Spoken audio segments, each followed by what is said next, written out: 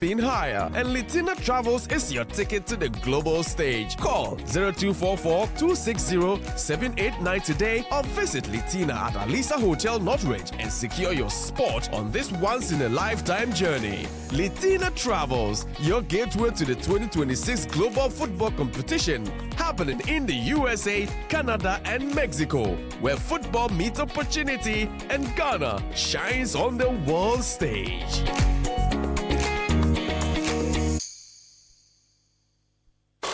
Citi 97.3. Accra. Citi 97.3. More variety.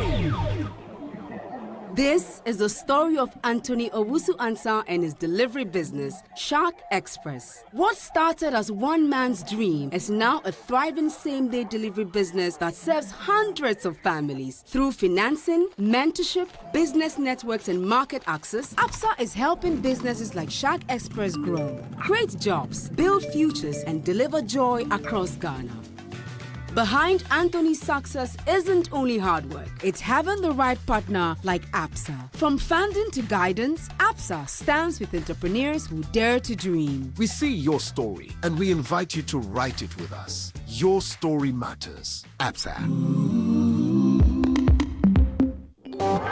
You are listening to Citi 97.3 FM, the city's finest. Unleashing the power of relevant radio. This is Citi 97.3. There can be no other 97.3. No need to change. Keep it tuned to Citi. Your number one. Don't look no further. We've got it all covered. Citi FM. Good morning. Good morning. Good morning. Good morning. Good morning. Good morning, my neighbor. Good morning to life. Good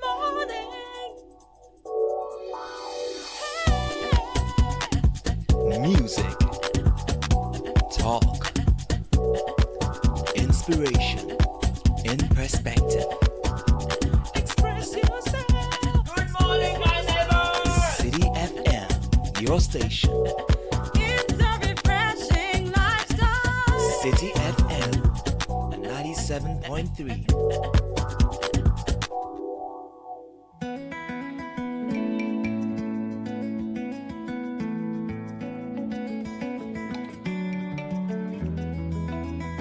The Citi Breakfast Show. Rise above the noise.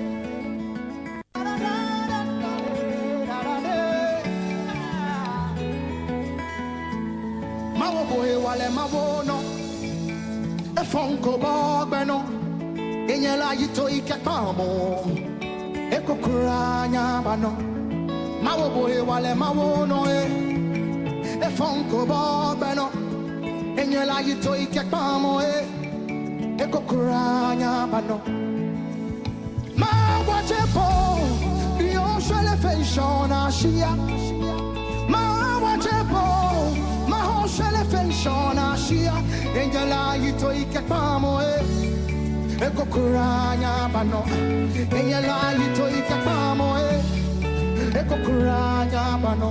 Come on. Mawobohe wale mawono efonko baobeno Engela yito ikepamo ekokuranya bano. Mawobohe wale mawono efonko baobeno Engela yito ikepamo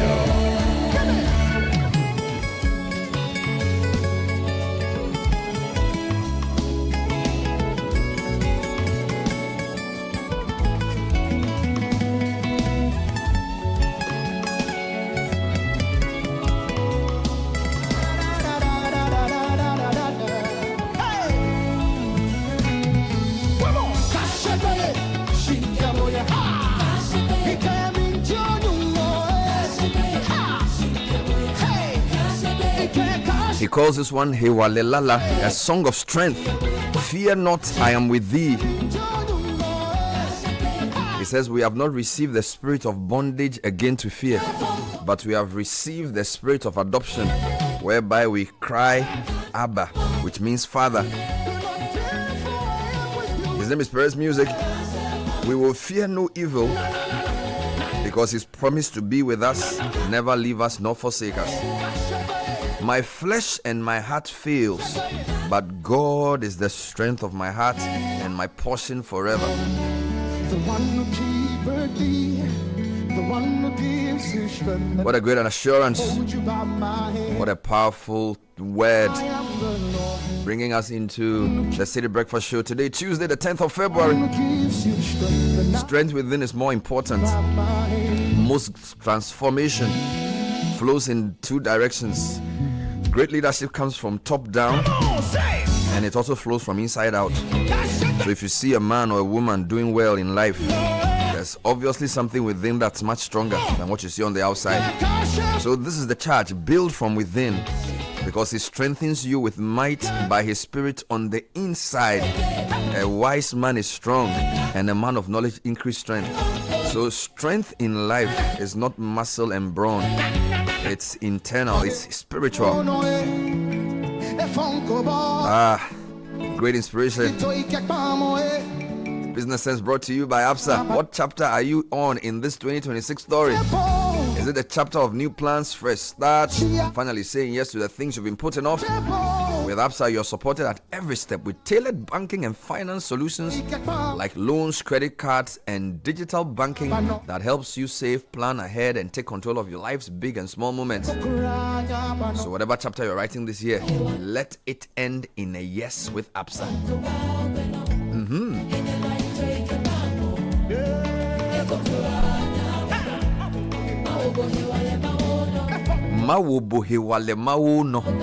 I will strengthen you and I will uphold you.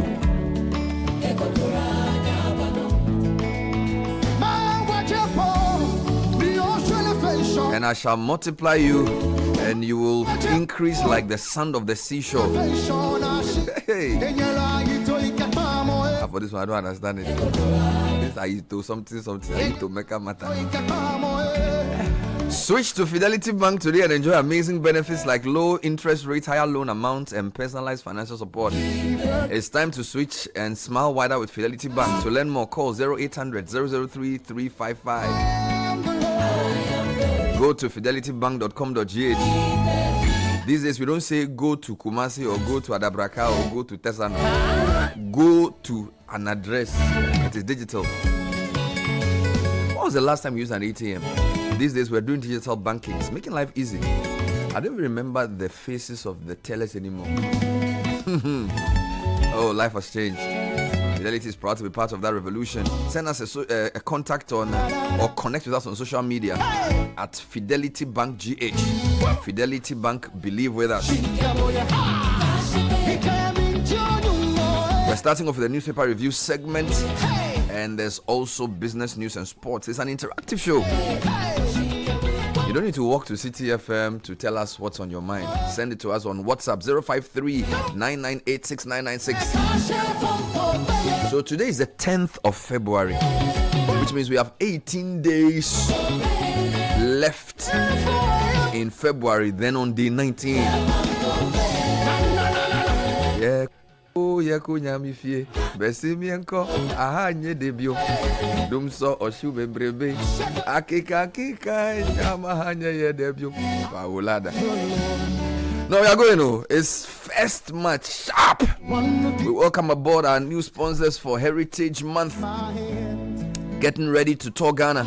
A fantastic opportunity. The month of March is our Heritage Month.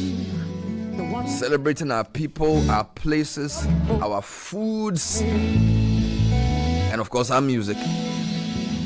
From Greater Accra through the eastern to Oti, we're using that route up north, upper east, coming down through the Bono East region and the northern region. We get into Ashanti region. There's also western region on our mind. Proudly supported or sponsored by Hollard Insurance, Piva Beverages, Omni Basic Bank, Caveman Watches, Gino, Didishito, Goyle, Mini-Me Achomo. Hey, Mini-Me Achomo. There's also Add Me, Granite Paste. Hey, Mini-Me and Add Me. All supported by Nanas Rice. A fantastic opportunity to rediscover the best of Ghana. Heritage Month is coming your way from the 1st to the end of March. And we'll wrap up the month with Back to Your Village Food Festival. Oh, man.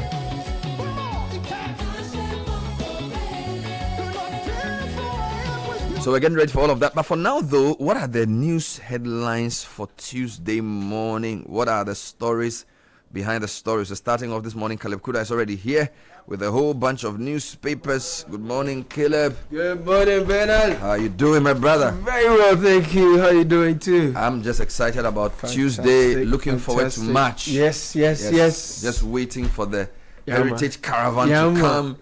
And then ending the month with the food festival. My God, I can't wait, Yeah, it's looking really exciting for the month of March. Absolutely. So we are gearing up for the month of March. All right. So much is happening in the papers, by the way. All right. I start with Daily Guide this morning.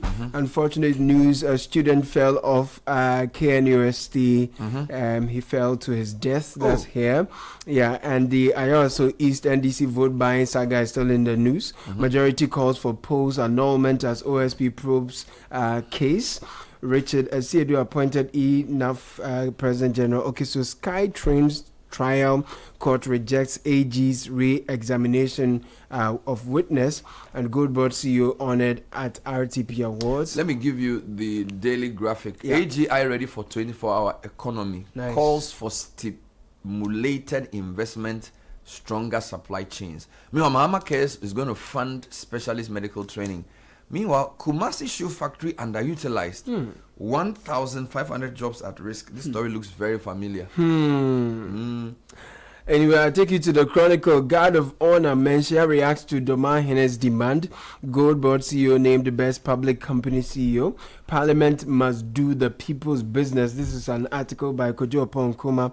Amaboa to commission in Kasem a Bompe cooperative mining project, and Valco cannot survive on IGF alone. GIDEC CEO, this story is still running. If you go to the Economy Times, NPA's bold move to secure Ghana's fuel future hailed amid enforcement challenges, and window of opportunity, non-interest banking redefining Ghana's financial strategy in the boardroom. Okay. Ghana takes giant should be steps there.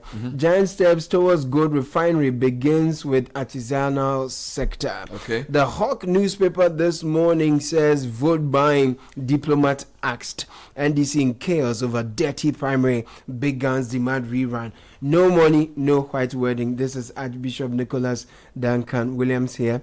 Government pays school feeding caterers meals secured for millions of pupils. And then the Ministry of Finance has moved to Kanda. The final paper I have this morning, Daybreak newspaper, Occupy Ghana. Oh, okay, it's been a while I heard them. Yes. Occupy Ghana calls for criminalization of vote buying. And ECG MD's contract extension expires today. Julius Kwame Kpekpene's photo is here. And then MIF predicts strong GSE, Ghana Stock Exchange performance. These are the stories making the headlines, Bernard. Channel 1 News Online, how CocoBot fell from 1.8 billion CD equity to 3.8 billion negative equity. This is Randy Abbey explaining. He also says over 330,000 tons of cocoa undelivered for the 23-24 season. In other headlines, majority petition won't influence FEC decision. This is Mustafa Gbande. We're talking Ayawaso East here. Meanwhile, Zongo Chief says there will be unrest if NDC announced the Ayawaso East primary. Shocks. Meanwhile, in other stories, Krachi is several injured in Ebe. Zamorama fishermen clash. And then Abu Trika sues FBI Yoko for 10 million CD over alleged unlawful detention.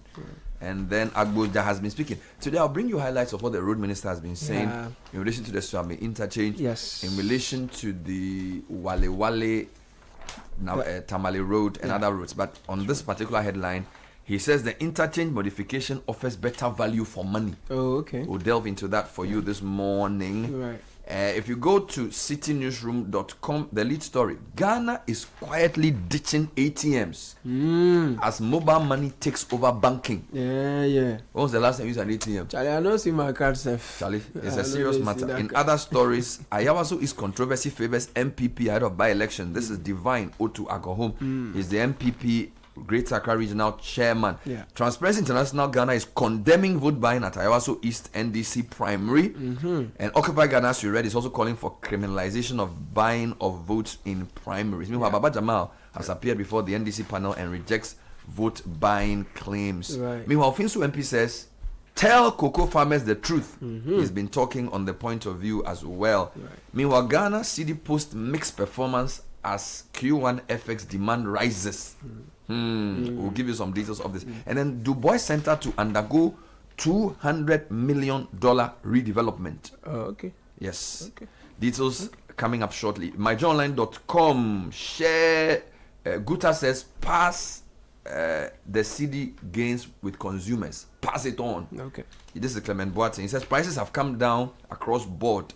He pushes back at public doubt over price reductions. Meanwhile, don't be greedy in competitive market. Guta president warns traders. Yes. Yes. And of course, late Major Kotoka family chiefs oppose renaming of the airport. Okay. So those stories also making the headlines. Let's get into some of the details. So Ayawaso East NDC vote buying saga majority calls for polls annulment, and as Kofi Edu writes that the majority caucus of the National Democratic Congress NDC in Parliament has called for immediate annulment of the party's parliamentary primary in the Ayawaso East constituency following allegations of vote buying during the exercise. In a statement signed by the majority leader and leader of government business Mahama Yariga, the caucus said it had taken note of widely circulated reports of inducements and other irregularities in the just ended primary. The lawmakers said the developments were unacceptable, especially at a time the party was promoting an agenda to reset Ghana's political culture. That is the Daily Guide this morning. Page 3 of Daybreak, Occupy Ghana calls for criminalization of vote buying. So civil society group Occupy Ghana has renewed its call for the criminalization of vote buying in internal party elections following allegations of inducements during the NDC primaries to select a candidate for the Ayawaso East by-election scheduled for March 3. The allegations relates to February 7 NDC primary in which Mohammed Baba Jamal Ahmed emerged as the party's parliamentary candidate. He has been accused of engaging in vote buying, claims that reportedly led to his recall as Ghana's High Commissioner to Nigeria by President John Dramani Mahama. Meanwhile, Mustafa Gbande says that the comments or the call by the majority would not affect the work of the committee. He was speaking on Eyewitness News yesterday. He also says their call was unwarranted or uncalled for. That's what he's been saying. And then Transparency International, their local chapter, is also condemning what they call vote buying in Ayawaso East NDC primary. Meanwhile, the man himself has issued a statement that he appeared before the committee.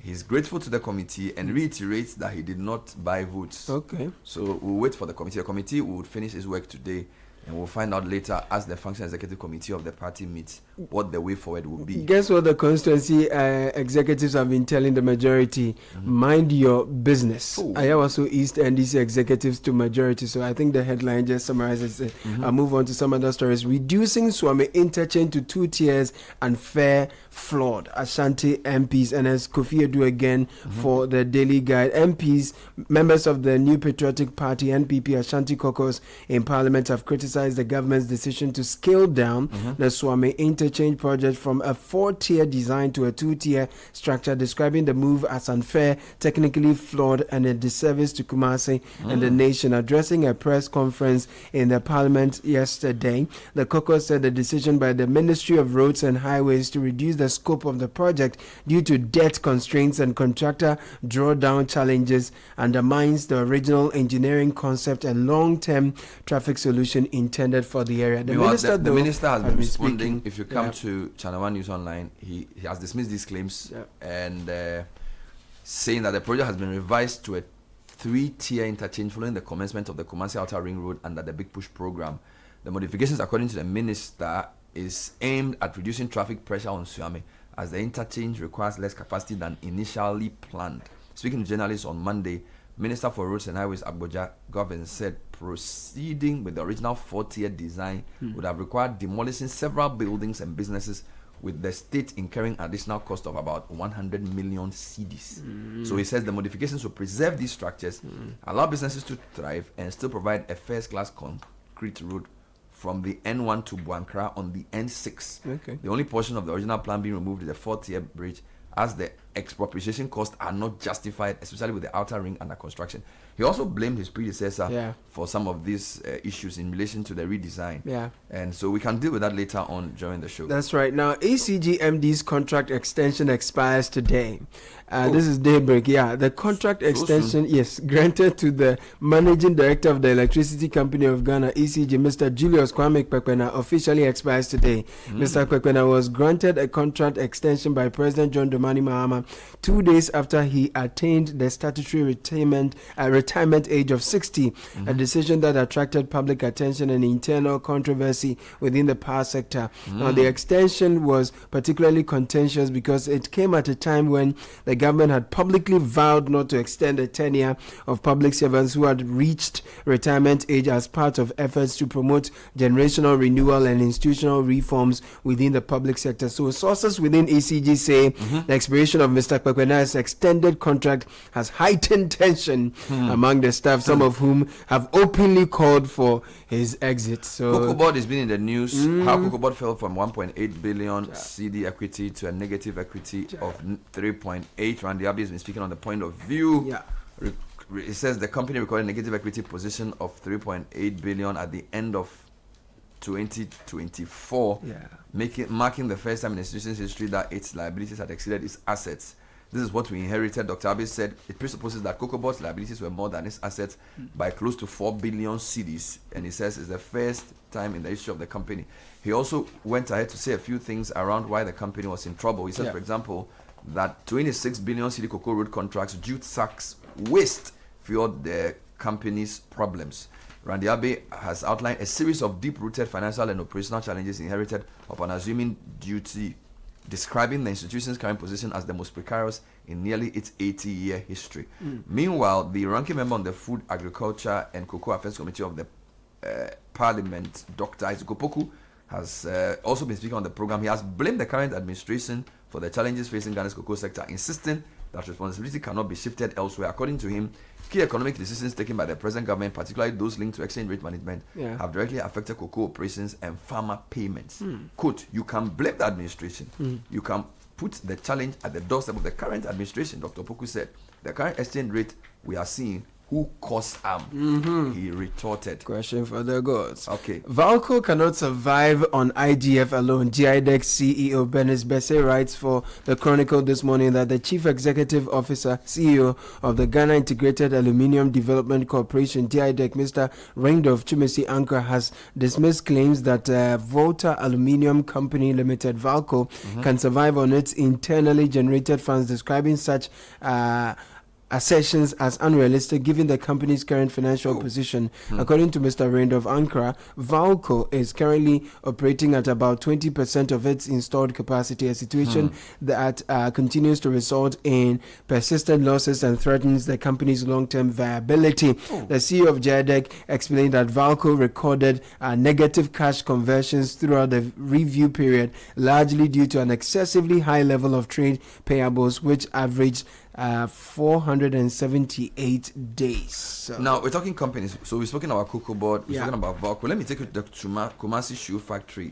Call it page 3 of the Daily Graphic. It's a news desk report. It says the Kumasi Shoe Factory could create 1,500 new jobs within months under the government's 24-hour economy program, but remains largely idle due to the lack of a ready market.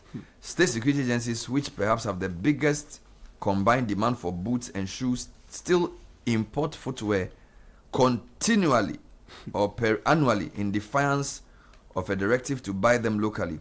Now, 11 years ago or 12 years ago, 2014, President John Mahama, during his first term in office, directed all state agencies to procure their footwear from the Kumasi Shoe Factory, which is partly state-owned. Yeah. However, the directive appears somewhat relaxed with the passage of time.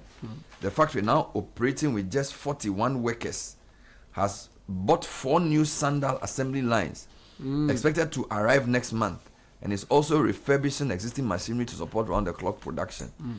Officials from the partner companies in the Czech Republic are already in Ghana to service and renovate old equipment as part of the expansion of the Kumasi Shoe Factory. According to the board chairman of the company, Dr. Karlai, the factory was prepared to move immediately to a 3-shift system, but full implementation would depend on strict enforcement of procurement directives to security agencies. Hey, procurement economy. They won't buy the shoe from the local company. I'm sure they've already signed contract for the next long time to import from everywhere. Long time. We intend to ensure that the government 24 economy program is fully integrated into operations to create more jobs for the teeming youth. The factory is jointly owned by German Ghana Armed Forces. Can you imagine? Ghana Armed Forces owns the factory, but they don't buy their shoes from the factory. No, they buy from somewhere. And the Czech Republic-based company Knight AS, operating in Ghana through subsidiary Knight Ghana Limited. This summarizes the problem of Ghana. Yeah, very, very aptly, Bernard. And another problem that's ongoing, and thankfully the Greater Accra Regional Minister came through to remedy that. You know, people are already constructing structures under the East Legon flyover. Yeah. So Greater Accra Regional Minister has stopped building of a structure at Legon Overpass, should be East Legon Overpass. So the Greater Accra Regional Minister Linda Kwele-Oklu has ordered the immediate suspension of construction works on a structure being erected near the East Legon Police Station overpass, citing concerns over public safety and violations of spatial planning regulations. The directive followed an unannounced site inspection conducted by the Regional Minister early on Monday, accompanied by a technical team. Now, according to her, the structure, though reportedly backed by a permit, poses serious concerns due to its location. That's the question. And possible encroachment on the right of way with the potential to obstruct critical public infrastructure. She was speaking after the inspection when she disclosed that workers at the site claimed the project had received the necessary approval. Let me take you to this very interesting story about Ghanaians ditching ATMs quietly as Momo takes over. So Emmanuel Opong, reporting on Citi Newsroom, is saying that Ghana's banking landscape is undergoing a quiet but profound transformation as customers steadily move away from traditional cash channels in favor of mobile first financial services. New findings from the 2025 KPMG West Africa Industry Consumer Experience Survey show that ATM usage fell sharply to 16% last year, down from 34% in 2024, underscoring a decisive shift in how Ghanaians access and move money. At the same time, mobile money usage surged to 80% in 2025, the highest level recorded since 2022, and a 7 percentage point increase from the previous year. The data confirms what banks, telcos, and fintechs have observed for some time. Convenience, speed, reliability now matter more to customers than physical access to cash. Thank you. But here's the catch. Despite this shift, bank-owned digital platforms face growing pressure. Mobile banking apps remain the second most used channel, with 44% of respondents reporting weekly usage, down from 50%, marking the second consecutive annual decline. So USSD continues to play a critical supporting role, particularly for balance checks, airtime purchases, and fund transfers. Mami Momo, money flow. That is the whole story. I hear you. So, Daily Guide page 6 has KNUST student falls to his death. Why? Sad story here. Second year student of the Kwame Nkrumah University of Science and Technology, Kumasi, has reportedly died after falling from a story building. The deceased, identified as Ransford Amankwa Asumeni, reportedly fell from an off-campus hostel at Ayeduase on Sunday, February 8, 2026, causing severe injuries to him. Amankwa Asumeni's colleagues and other people at the accident scene quickly conveyed him to a nearby medical facility to save his life, but he succumbed to his injuries. Dr. Daniel Norris Bekoin, the University Relations Officer, KNUST, in a press release confirmed the death and on behalf of the university expressed his condolences to the bereaved family. I don't know if those who saw the scene should have rather called the ambulance and police so they capture initial data. We've been doing some series on the ambulances on Siena. I'm not even sure if there was any other solution, Anyway, don't be greedy. There's evidence. In a competitive market, Guta president is warning. This is my John Online. President of Ghana Union of Traders Association, Clement Boateng, has warned traders and service providers against maintaining high prices in an increasingly competitive market. Reduce it. He said that businesses that refuse to adjust prices downward risk losing customers and collapsing. Yes. Speaking on Joy FM's Joy News PM Express on Monday, Mr. Boateng said he finds it troubling that some businesses still refuse to reduce prices despite a decline in import costs. He said, I see the actions of not wanting to reduce prices as a deliberate one, citing the example of bread seller who refuses to reduce the price of bread, irrespective of the fact that the commodity that he's using to bake bread has gone down. Reduce that. He says the conduct is an attitude among some Ghanaians who, in his view, refuse to allow others to benefit even when conditions improve. Mr. Boateng, so what are you going to do? Do something. You just talk to your people. What can he do? What can he do, my brother? Let's end with a very tragic story from the Libyan coast. So, Africa, we have to work.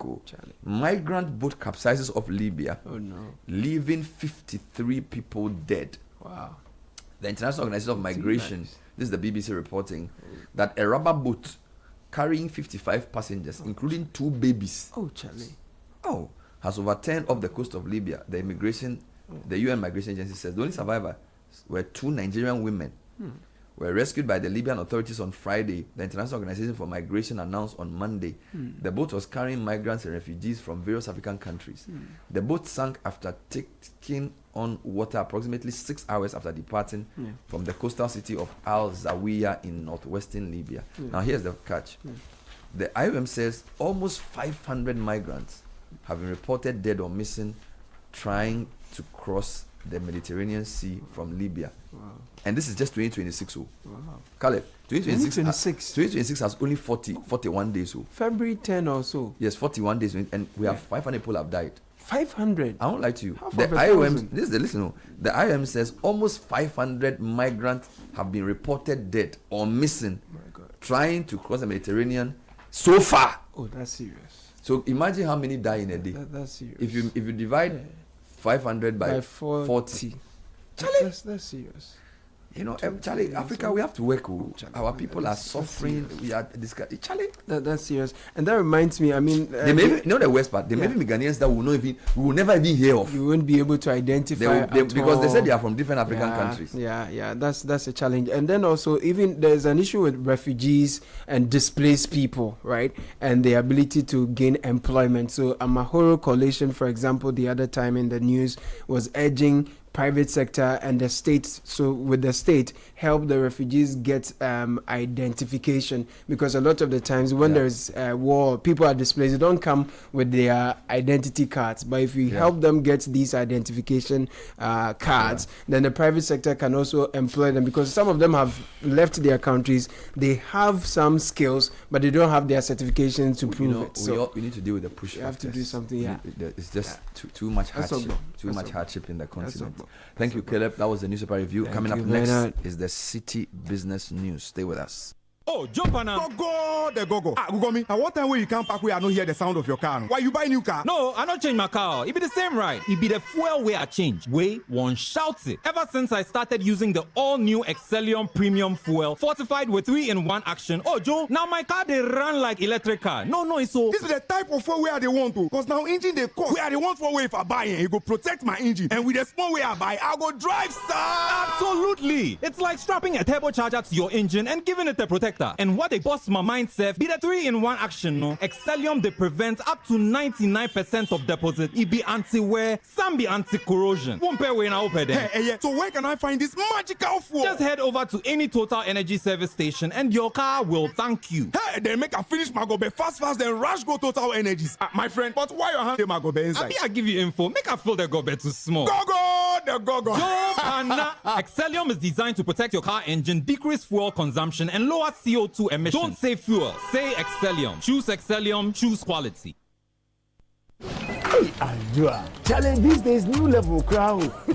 Where did you pass? Me, pass somewhere. I just switched for a better life. I switched for comfort. Look, your salary deserves better. Switch? Yeah. How do you mean? I switched my salary account to Fidelity Bank, and that's my jackpot. I get higher loan amounts with lower interest rates, as well as personalized financial support. They gave me a loan to expand my side hustle, and the terms are just flexible. Wow. Your salary deserves better. Oh, my salary deserves better, Pa. You see the way you are smiling wide? Yes, I will switch and smile wider. Your salary deserves better. Switch to Fidelity Bank today and enjoy lower interest rate, car and home loan, personalized financial support, and a smile that lasts. Switch and smile wider. Fidelity Bank. Believe with us. If I believe with us, Fidelity. If I know I day aside, Fidelity. This is the City Breakfast Show, the city's biggest conversation. City Business News at 7 with Neil Latte. Good morning. Good morning, Bernard. Good morning to you listening. This is the breakfast edition of City Business News right here on 97.3 Citi FM. This bulletin is proudly brought to you by MTN, Access Bank, and Valex. Coming up this morning, City comes under renewed seasonal pressure as heightened FX demand in Q1 begins to weigh on the local currency. Also, revamping of local LBCs, increasing processing capacity, key factors being considered, and a new funding model being developed by Cocoa Board. Much later, burdensome visa requirements pushing local industries out of cross-border trade and expansion.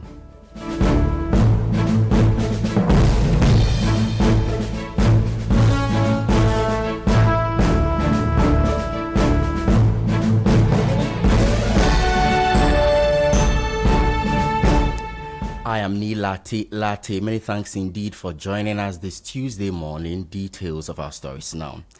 The city is coming under renewed seasonal pressure as heightened first quarter foreign exchange demand begins to weigh on the currency. According to Databank research, the local currency posted a mixed performance over the past 2 weeks. In the interbank market, the cedi weakened by 0.91% against the US dollar to close at a mid-rate of 10 Ghana cedis 98 pesos. It also depreciated against the pound and the euro, shedding 1.31% and 1.08% respectively.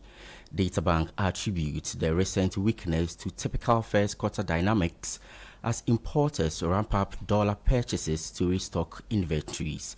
The cedi's 4% depreciation in January reflects the seasonal trend with sustained importer demand expected to keep mild pressure on the currency in the near term.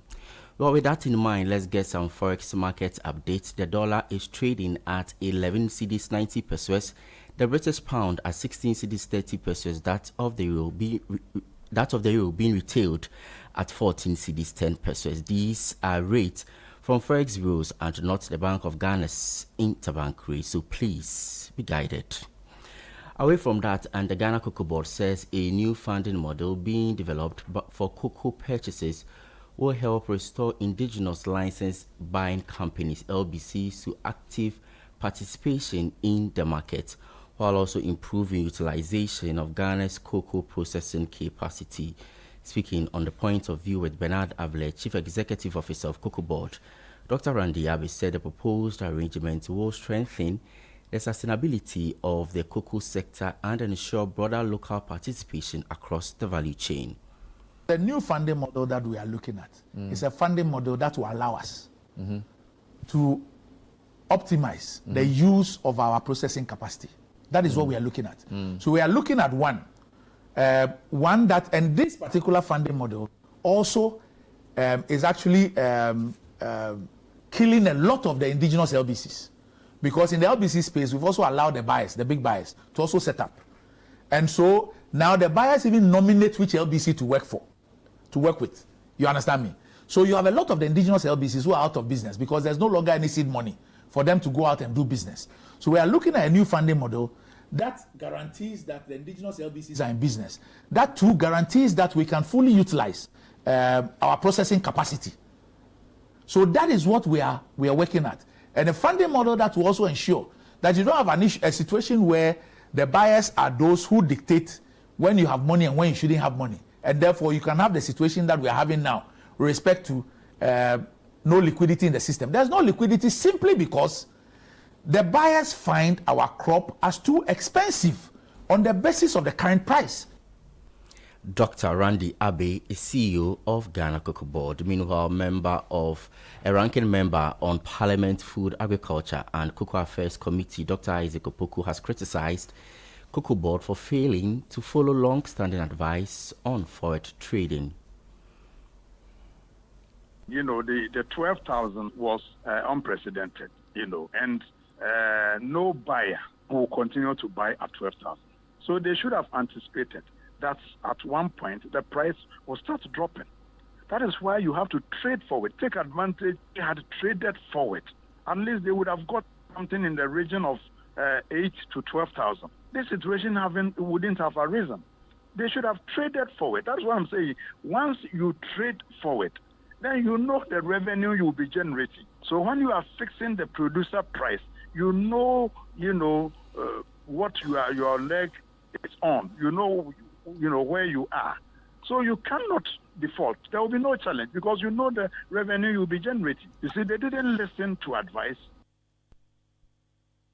Dr. Isaac Opoku is member of the Cocoa, Food and Agriculture Committee in Parliament.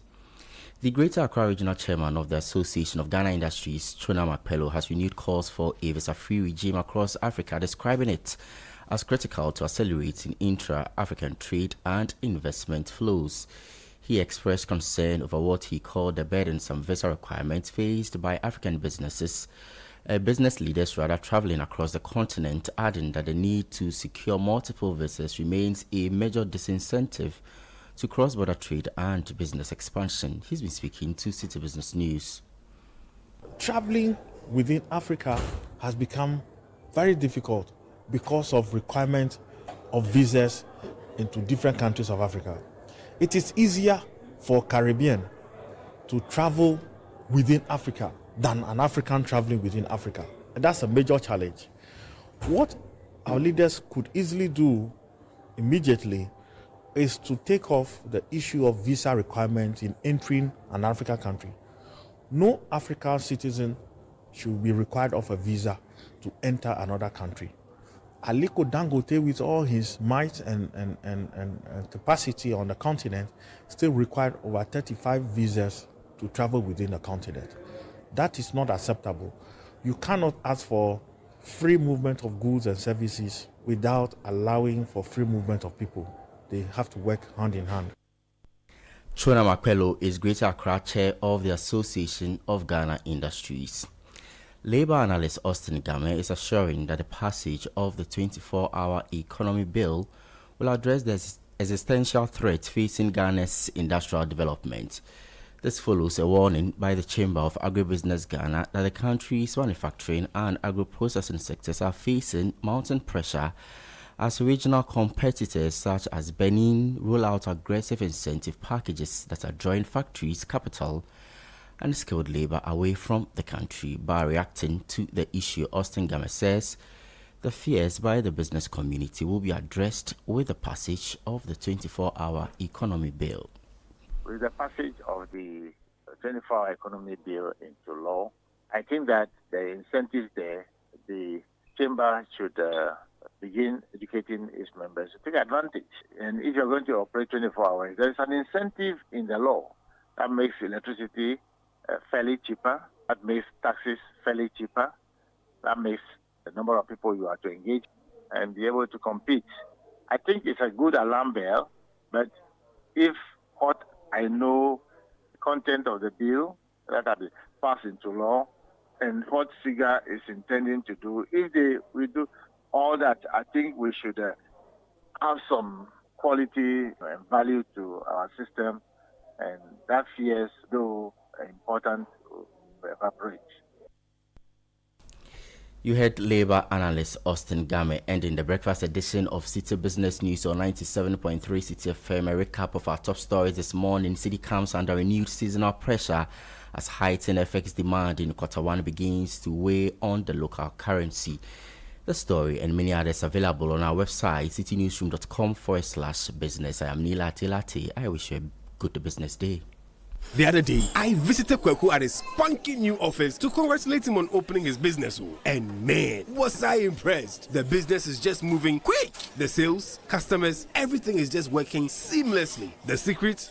He said, it's MTN Business Broadband. In this fast-paced environment, we need fast and reliable internet to support all business types. No laggy online meetings, great download and upload speeds, impeccable business management systems, all inclusive. I mean, you can have it all. Sharp! I signed on immediately. To enable your business stay ahead and stay connected, make sure you're signed on to the best internet made just for businesses. MTN Business Broadband. Sign up today on broadband.mtn.com.gh and manage your account on my MTN app. Call 0244 308 111 for more information. MTN.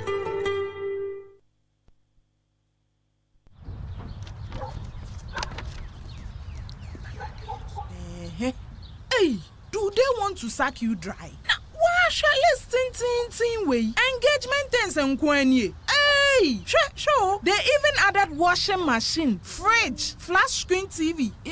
65 inches and so. How do they expect you to buy all these and still take care of your family? Oh, Kwame. Mama. And how hukra? With Access Bank's Pick Now, Pay Later, we can get everything now in minutes and pay at 0% interest over the next 6 months. Eye koko kra. Hey, sir. Access Bank says faster is here. With a now digitized Speak Now, Pay Later, life's big moments are within reach. Just click, pick, approved in minutes. For more information, call our 24-hour contact center on 0800 00 4400. Terms and conditions apply. Access Bank, more than banking. Join the conversation on the City Breakfast Show on Facebook at facebook.com/City97.3, Twitter at twitter.com/City973, and Instagram at instagram.com/City973 with the hashtag CityCBS. This is the City Breakfast Show, the city's biggest conversation.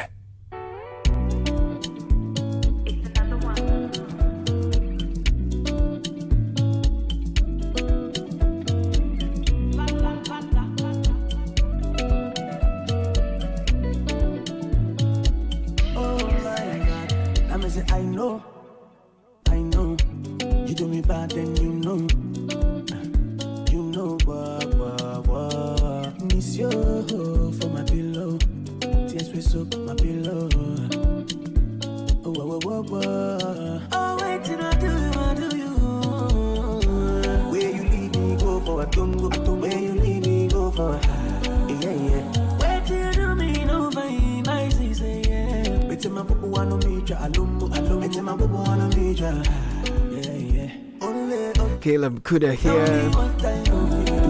Latte just went by. Came through with the breakfast edition of the City Business News brought to you by MTN and Access Bank. Imagine walking into a home where no one ever posts what they are doing online. Girls are streaming latest Netflix series. Special playlist is rolling. Daddy is on his usual teams. Video calls, uploads are uploading, downloads are downloading, and not a single person says my data is finished. Now that's the power MTN Fiber gives you. Unlimited internet for endless streaming, endless connection, endless everything for your home. Now you get to enjoy a special range of unlimited fiber internet packages, whether you're a new or existing customer. Just log into the My MTN app now, tap broadband or dial star 5057 hash. Get your preferred unlimited MTN fiber package. This Valentine's season, connect to your home or a loved one's home, and you stand a chance of winning amazing shopping vouchers from MTN. MTN everywhere you go. Access Bank is rewarding bankers and customers rather. We've introduced Rewards by Access, a loyalty program designed to add value to your everyday banking experience. Whether you're shopping, traveling, or handling business expenses, every transaction you make with your Access card brings you closer to exclusive benefits, premium privileges, personalized rewards, all tailored to suit your lifestyle. points earned through your card transactions can be redeemed seamlessly at any of our merchant partners nationwide. So whatever you're doing, use your Access card today and enjoy a rewarding banking experience only with Access Bank. loyaltyrewards.ghana.accessbankplc.com. That's where to visit. Call toll-free number 0800 004400 for more details. Access Bank, more than banking. Isaac Gabriel Affair is ready to serve you with kickoff, and that's brought to you by Lesheho and Shell. It's a brand new year, and Lesheho Ghana says thank you for doing business with them in the year 2025. Your support, your trust, it means a lot to them. And it's a new year. They promise to work with you, support your goals, your dreams, and your financial growth, and improve your life with innovative financial solutions. So here's to wishing you a prosperous, fulfilling, and successful new year. Lesheho, let's improve lives. Everywhere in the country, everywhere you go, where you see Shell, it's all filling after filling. Drivers all over Ghana, Emmanuel, Collins, and Bright are among some of them, and they have one free fuel. Just by trying the new and improved Shell fuels, you could be next in our upcoming weekly draw. It's running to the end of this month. Just buy 300 Ghana cedis worth of the new and improved Shell fuels, 300 cedis or more, and you stand a chance of winning big. 1 month, 3 months, 6 months, or even 1 year fuel free. It's up for grabs. What a feeling! Don't miss this opportunity. Visit the nearest Shell service station, fill up for an opportunity to become one of our weekly winners. It's a promo that's regulated by the NLA on its Caritas Lottery platform. New and improved Shell fuels, better by far. Alright, Gabby. Hey, what's up? Charlie, you good? Well, nice what's in the news today? There's a lot in the news. Cristiano Ronaldo is back in training according to his club. At 41, he's still playing. Yeah, he's still playing. When does he hope to retire? I think now it has to do with he's obsessed. I always say that. And then there's Kotoko in the news. They sacked their coach yesterday. Hey, Kotoko. I saw them in the paper. Somebody said the bus break. Now who calls him?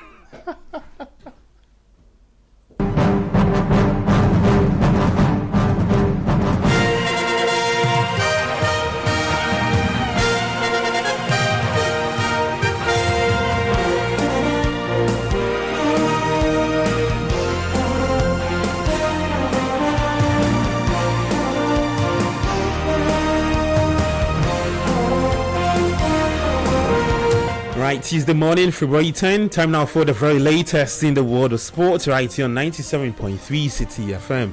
Kickoff is proudly brought to you by Shell V Power, Zonda GH, Politan Ghana, and Lesheho, Let's Improve Life. Coming up in the next 10 minutes. I think he is happier because Al Nassr are expecting him to play again for them on Saturday. They've got a big away game in the Saudi Pro League at Al Fatah, and all indications are that Cristiano Ronaldo is ready to play again. Okay, so Cristiano Ronaldo expected to return for Saturday's Saudi Pro League game at Al Fatah, according to his club Al Nassr, after missing the last 2 games for his club. More on that, plus update from Kumasi. Abdul Karim Zito will no longer serve as the club's head coach after resigning last night. More on that, plus a bit up to the midway fixtures coming up this weekend in the Premier League.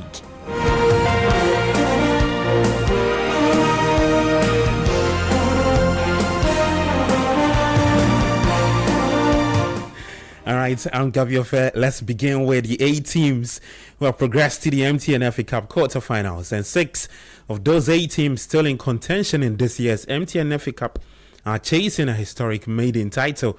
Now, the last 8 lineup is packed with fresh storylines and high stakes as ambitious sides look to seize a rare opportunity to etch their names into Ghana football history and move a step closer to silverware. Pius Asak takes a look at the 8 teams and their chances of winning the title this season.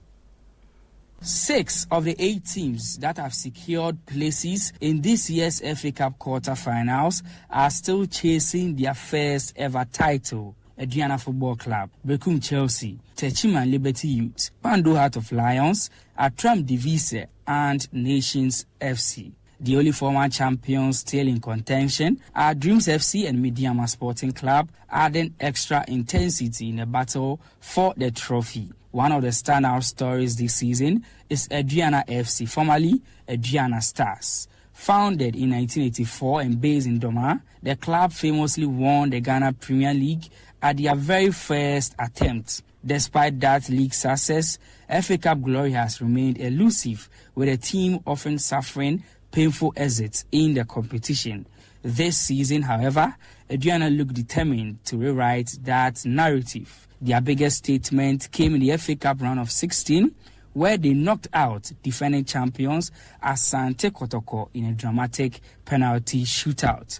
Club CEO Collins Atapoku insists the team is fully focused on making history this time. At this point in time, anybody that gets into this round means business. And it's good for us that we are part of the 8 that will be playing in the quarterfinals. We've started preparations already, and we are fine-tuning our game to see to it that we account for Techman and Liberty Youth to progress to the next stage of the competition. Surely one of our targets for the season, to be in the top 4 in the league and play the championship game, which is the final game of the FA Cup. If you don't play the final, you are unable to win. So we are working to make sure that we make it to the championship game. Another club attracting attention is Nations FC, often tagged as underdogs. The Abrankesi-based side has quietly built a reputation for one of the strongest units in the competition. Established in 1996, the club has yet to taste FA Cup success despite a number of promising runs. CEO Kennedy Ansan believes the current squad has a quality to finally deliver silverware. We are just 2 games away from getting to the finals of the MTN after defeating Federal Blast 2-1 at the Takwamiti Sports Complex in Abrankesi over the weekend. We believe that even if we can't compete so well in the Ghana Premier League, at least we can also spring up a surprise in the MTN Cup. So it is work in progress. We'll just take it to and give it. Beyond domestic glory, the stakes are even higher. Winning the MTN FA Cup comes with the honor of representing Ghana on the continental stage in the CAF Confederation Cup. All right, so that's Umpire Sasak. Taking a look at the 8 teams and their chances of winning the MTN FA Cup title this season.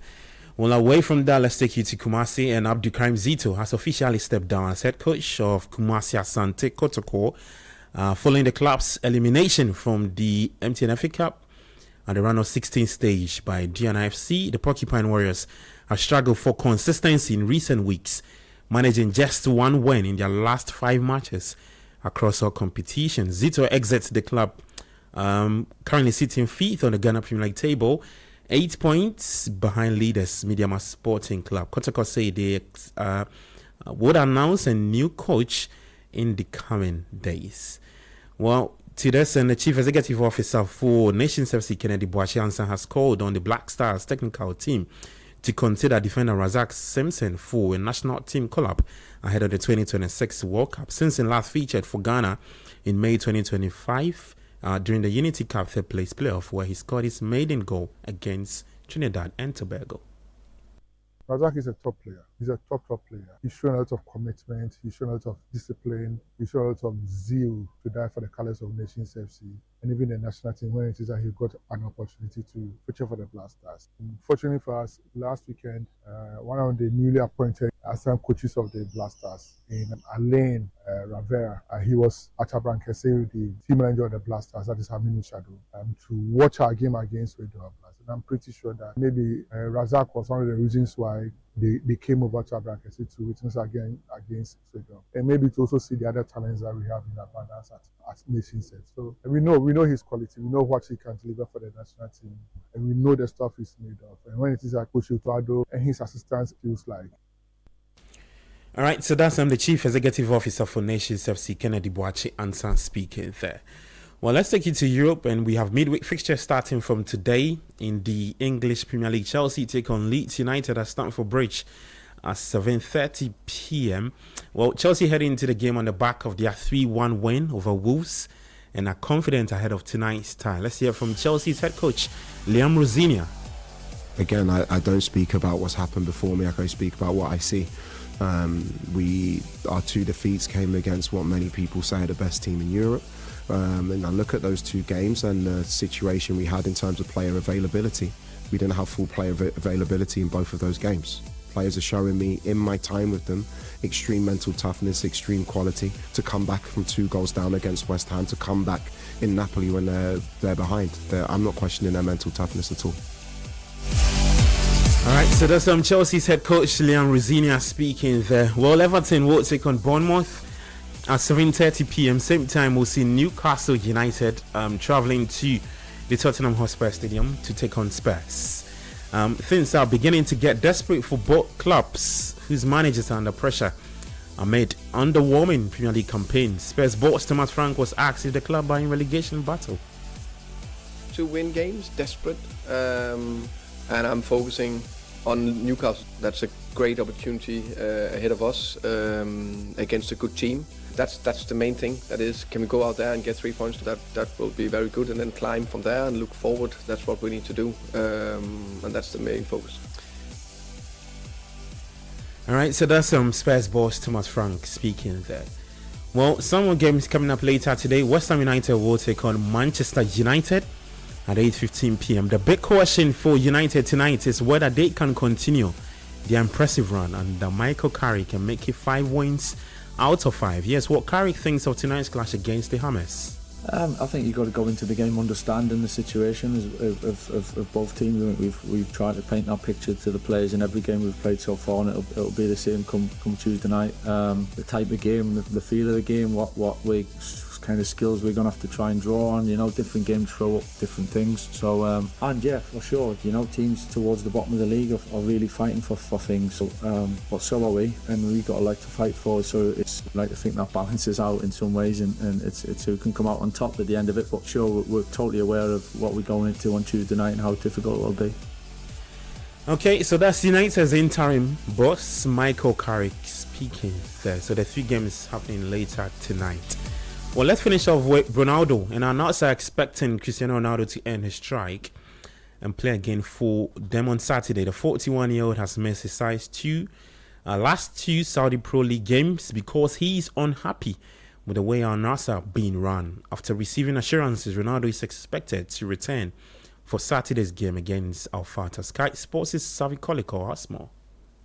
I think he is happier because Al Nassr are expecting him to play again for them on Saturday. They've got a big away game in the Saudi Pro League at Al Fatah, and all indications are that Cristiano Ronaldo is ready to play again.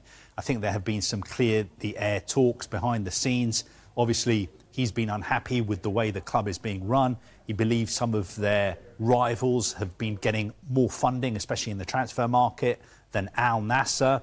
Also, there have been reports from a Portuguese newspaper called Abola, who I believe have quite strong links to Cristiano Ronaldo, who've been reporting that one of the things he was unhappy about was that some of the senior executives at Al Nassr, who are quite close to him. All right, so that's Chief Correspondent at Sky Sports, Kavi Solikov, speaking there. Well, that's the very latest in the world of sports. For more, you can head to citysportonline.com and on X at City Sports JJ. Kickoff is proudly brought to you by Western Union, Polytangana, Shell V Power, and then Leshell. Let's improve life. I'm Gabriel Ferry, back later 5 p.m. with Sports Flash. Let's go. Let's go. Let's go. If you need unique services, innovative financial solutions, we deliver on our promise, cause we are number one. Let's go, we improve your life. Let's go, let's go, let's go, hey mama, hey mama, hey mama. Even when you're stuck with nothing, come to let's go. No matter your situation, come to let's go. Let's go, we improve your life. Let's go, let's go, let's go, hey mama, hey mama, hey mama. Let's go, we improve your life. Do you want to stay? The Citi Breakfast Show. Rise above the noise. The Money Matters segment is brought to you by Petra. Petra, achieve more. Welcome to the Money Matters segment with Petra. If money comes in but you're not sure where it goes, if you want to invest but do not know how to start, or if you have goals but no clear plan, you do not need more motivation, you need guidance. Petra's financial advisors are ready to help you figure it all out.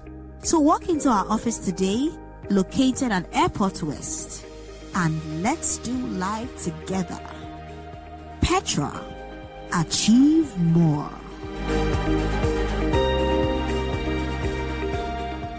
The Money Matters segment was brought to you by Petra.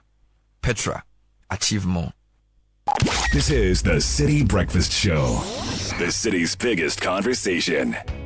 Do you want to study or explore career opportunities abroad? Take your first step with IELTS from the British Council, the world's most trusted English language test for visa applications, universities, and other institutions. Book your test and get free access to IELTS Ready Premium, our top-rated preparation platform, including practice tests, video tutorials, study plans, and more, worth 1,750 cedis. Visit our website today to achieve your study and career goals with the British Council. Today, we hit the streets to ask Ghanaians, what would you do with free fuel for 1 year? Oh, road trips with the girls every weekend. That's extra savings to help fix my car. Charlie, 1 whole year, I'll finally be able to visit my mom without worrying about the distance. This season, it's feeling after filling from Shell with new and improved fuels so you can do the things you love. Buy 300 Ghana cedis or more worth of new and improved Shell fuels and stand a chance to win. Free fuel for 1 month, 3 months, 6 months, or even 1 year. It's time to try the new and improved Shell fuels with additives that deliver efficiency, cleaning, protection, and performance. Don't miss out. Fill up with new and improved Shell fuels and get rewarded. Promo runs till the 28th of February 2026. T's and C's apply. New and improved Shell fuels. Simply better by far. This promo is regulated by the NLA on the Caritas Lottery platform. Terms and conditions apply. Mr. Kojo, 1 minute before you go to work. The AC you said you want to fix, it won't work. Why? Because the electrician will come and chisel my wall. It will make my building weak. Wait, is that a puppy? No animals in my house, Kojo knows all the challenges about renting. That was his reality until he discovered Republic Bank. With Republic Bank's flexible mortgage solutions, you can move from tenant to homeowner quickly. Imagine stepping into your own home, a place for your family to grow and create memories. Big up. Join the Republic Verse. Republic Bank, we're the one for you. Improve your gum and oral health with the new Nesta mouthwash from Ernest Chemists Limited. Nesta mouthwash comes in original and fresh mint for the treatment of bleeding or irritated gums, mouth ulcers, maintenance of oral hygiene, prevention of bad breath and plaque. Nesta mouthwash, great oral hygiene, long-lasting freshness. Available in pharmacies nationwide. Manufactured and distributed by Ernest Chemists Limited. Okay, I'll see you soon. Why, baby? Hey, my me say, and my boyfriend, I could see about *959# when you phone so. Now when we Anita, I don't want doggy park. Oh, one so I could see us answer by number 1. Yeah, my dream now. And then there was so yummy show, Papa B. Now me the toss me short, sexy dress, no. Now Mrs. Samiti. Now me yummy nails, no. So come on. Oh, no. Me fa uba. Make a do some small 1-2 rounds. Be answer me doing ho. Now we tria. Hey, Nana so he for order. So Chinese, any wine, Papa B. And they mean this I check no. Hey, Anita. Na sa ni mia when you hear TV be no. I also say sound. Not to prepared. Na me chilly AC mu. I no go fit sweat like that. See fine girl. Hey, Anita. Jesus. Baby, I want to know jinawa. Mr. Remember, dial *959#. Our iPhone app ako toma ono. Na wanga senya usika so ate. Sister, next time kati call no what? Dial *959# and I call 590mobile.com.gh. Not to be 590 mobile. Head down some. Channel One TV has a way of telling their stories. Stories that empower change. Capturing the trending issues, delving into our communities, getting out the voices that matter. Almost 13 to 16 people were under the ground and it collapsed on them. Yesterday we were able to make it and remove 8 of them and 4 were dead. Channel One Newsroom, CNR brings you an exhaustive coverage of the day's news. 8 p.m. and 11 p.m. every night. Don't mind in forest reserves. And always when you've created a mess, clean it up. The laws are there. So it's not that we need more laws. It is just that we need more enforcement. Channel 1 Newsroom captures the exact news temperature of the nation. From the northern, western, eastern, and southern parts of Ghana, Channel 1 Newsroom, CNR's got you covered. Let's speak to the core issues in terms of how we can prevent professionals who have been given the mandate to teach our children, and for this matter, the old children's standard of care, and how they can live up to expectation. 8 p.m. and 11 p.m. every night. How can somebody wake and you tell the person I appreciate you for 10 good months? I can't stand it. I'm owing rent. What should I do to be able to pay my rent? I don't understand. They should pay us. Enough is enough. CNR, telling your stories, empowering change. Catch CNR on Channel 1 TV at 8 p.m. and 11 p.m. every night.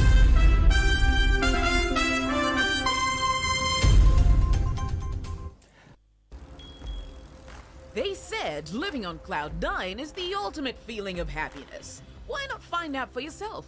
Val Real Estate, Africa's Gate to Real Estate, is proud to introduce Pune Airport West. Here comes our boldest statement yet. Invest in Pune Airport West and live a standard above. A striking 22-story lifestyle residential tower rising in Airport West with thoughtfully designed studio, 1-bedroom and 2-bedroom apartments. Launch prices are now live for a limited time. Join us on the 13th of February 2026 as Val officially unveils this new development. Pune Airport West. Live a standard above. To RSVP, reserve your unit and secure your place today. Call 0800-888-888. Val Real Estate. Africa's Gate to Real Estate. Whether you're buying water from your favorite spot in Osu, shopping online for the latest styles, or booking your next getaway to Dubai, MasterCard gives you the freedom to pay your way. Insert, tap, swipe, click. So many options, yet so easy. With layers of security protecting every payment, your money stays safe. From Trotro to travel, MasterCard connects you to the life you've earned and the one you dream of. Ask your bank for a MasterCard today. MasterCard. Safe, convenient, priceless. This is not just talk. This is scrutiny. Policies dissected, promises questioned, solutions demanded. Urban challenges, national priorities, real questions that move Ghana forward. Trusted by the public, respected by decision makers. The Citi Breakfast Show, Ghana's biggest morning show, because development starts with truth. The Citi Breakfast Show on 97.3 Citi FM. This is the Citi Breakfast Show, the city's biggest conversation. The Citi Breakfast Show. Rise above the noise.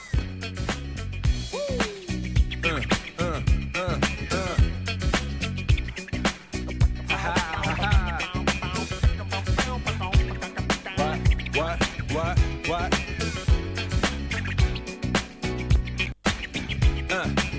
On your mark, ready, set, let's go. Dance floor pro, I know, you know, I go psycho when my new joint hit. Just can't sit, gotta get jiggy with it. Ooh, that's it, now honey, come ride. DKNY, all up in my eye. You got a Prada bag with a lot of stuff in it. Give it to your friend, let's spin. Everybody looking at me, glancing a kid. Wishing they was dancing a jig here with this handsome kid. Sick a cigar right from Cuba Cuba. I just bite it, it's for the look, I don't light it. Ill way to ammo on the ant, stay on play. Give it up, jiggy, make it feel like foreplay. Yo, my cardio is infinite.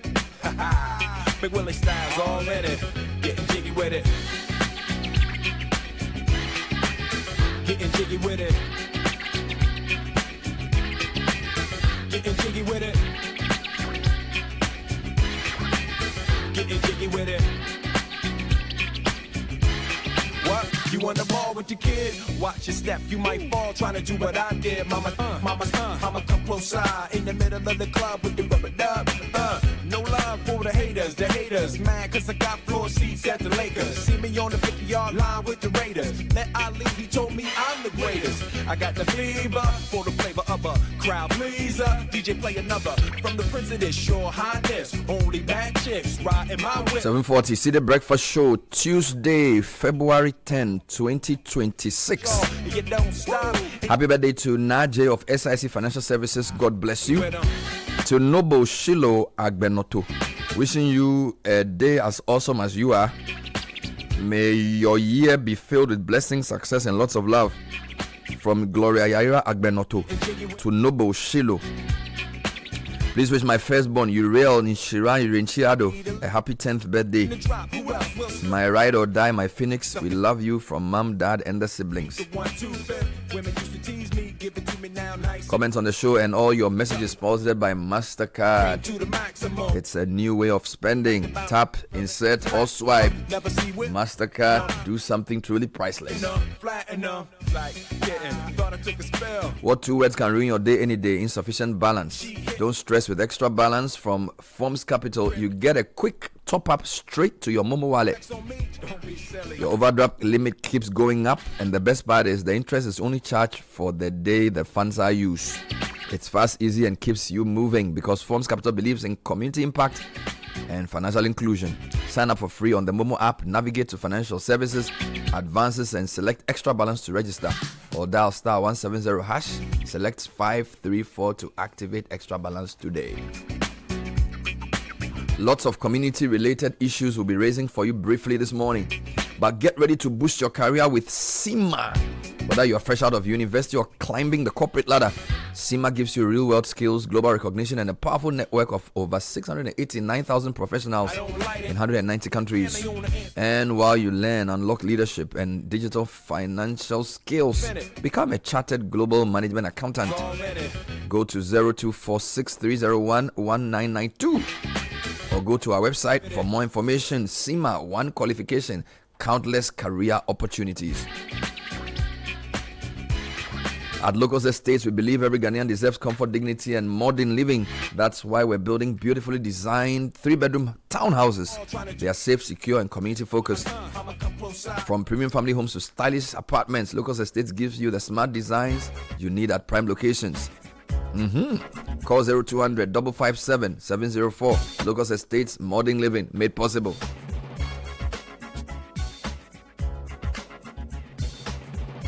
And what if your bank helped you big up? Welcome to the Republic Verse, where your money, your business, and your dreams level up. Own your dream home with Republic Bank mortgages. Grow faster with SME corporate banking solutions. And run your daily finances smoothly with retail and commercial banking products. Build wealth with investments and trust management. And pay anywhere with Republic Visa, credit, or debit cards. Call Republic on 0800 414 414. Yeah, that's 0800 414 414 or WhatsApp 0546 414 414. This is the Republic Verse. Do more, shine more, big up.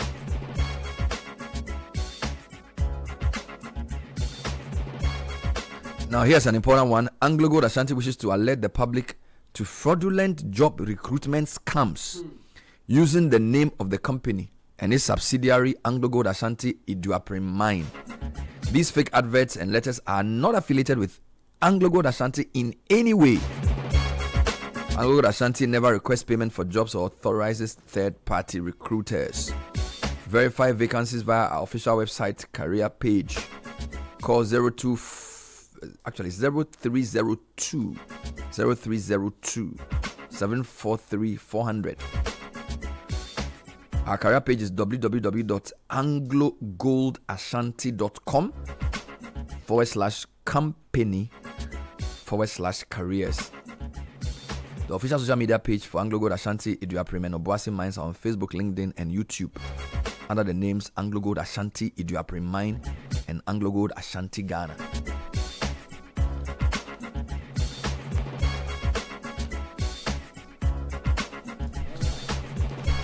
Now, if you've got a big dream but not sure where to start, Heritage Christian University helps you grow it while pursuing your degree. Our scholar practitioner faculty will guide you to solve real-world challenges, whether your passion lies in business, computing, health, psychology, media, or theology. HCU provides the path. You'll experience a university education that challenges you to dream, pursue, and achieve. HCU is a chartered university and accredited by GTech. Begin your journey with us now. Call 0547777731, 0547777731. Call or WhatsApp us now. Heritage Christian University, educating compassionate entrepreneurial leaders. And people are winning big on 590 mobile just by dialing star 959 hash. But it looks like some people don't have the full details yet. So the NLA has increased the playing time of your favorite 590 mobile from Monday to Saturday. Non-rush starts from 8:30 p.m. and closes at 1:25 p.m. the next day, while the evening draw starts at 1:30 p.m. and closes at exactly 7:55 p.m. More time to stake more and more time to win more. But note, Sunday Aseda remains the same with no change. Catch all the 590 mobile evening live draws from Monday special to Sunday Aseda on GTV broadcast from 8 p.m. to 8:15 p.m. sharp. Always remember to stake responsibly. It's not for persons below 18. Call 0308 249 477 for inquiries. 590 mobile at Dawnsem.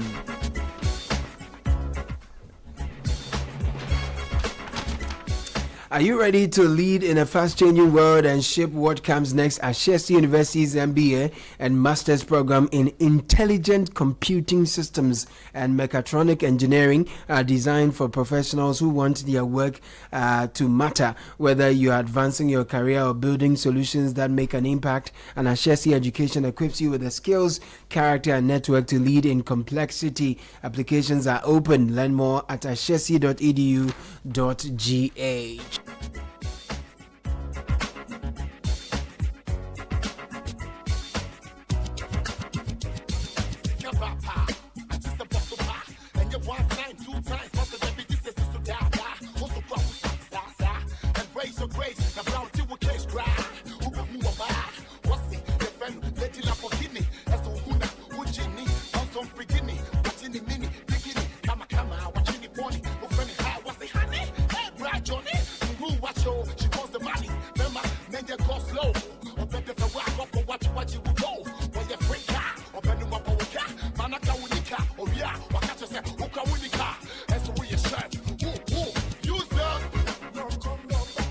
All right, so 7:47. Good morning to my dear husband, Kwam Kwache. Our love story is my favorite, especially after 25 chapters. A quarter of a century. Wow, we thank Jehovah. Happy anniversary to us, honey. From Jane Kwache to Kwame Kwache. Congratulations to Annie Nkulenu, or Mrs. Annie Nkulenu, as she graduates with a PhD in psychology today. We pray for long life and good health and everything she wishes for herself from the whole family. Please tell her she is and will continue to be a big woman. So that's Annie Kulenu. All right, Khaled, something worries me in Ghana. Yeah. We don't punish people enough. Yeah. I'll give you 3 examples. Right. Where do I even start from? You know, like yesterday. Yeah. You were talking about a building coming up under the East Legon overpass. Yeah. And the regional minister goes there to stop it. Yeah. Okay. I don't think that should be the end of the story. True. Because apparently people say they have a permit. Mm-hmm. How do you build a structure with cement and blocks under a bridge at such a place? Flyover. I mean, but it cost us 600 million Ghana cedis to finish that project. Initially, it was around 100 million, but there was some extension and expansion work that was done on that, so it came to about 600 million. Mm-hmm. Listeners will recall how much airtime was spent on that particular project due to the traffic it was causing at the flyover, the Spintex side, because we said this was going to connect to East Legon. It will make things more convenient and all of that. Flower Port, East Legon. That's what we are talking about, just in case any listener is listening and is not aware. Mm-hmm. It took the minister, Greater Accra Regional Minister, to go there yesterday and then share photos on her Facebook page to say that, look, she has instructed or directed that the permit that was issued is revoked and that the construction and the guys who are doing that one, they cease work. Number two, permit is re-evaluated, and then of course you revoke the permit whatsoever. We would like to know what led to that type of permit. Yeah. You know, that somebody Yeah. can decide, and I wish you could share the video with listeners Yeah. on our YouTube. Yeah. Somebody basically dug the ground and I think it's building a store. Yeah. Under a Most flyover, likely. directly. Right under the flyover. That's what. And this is Bernard. You know what's also scandalous? It's also very close to the East Legon police station.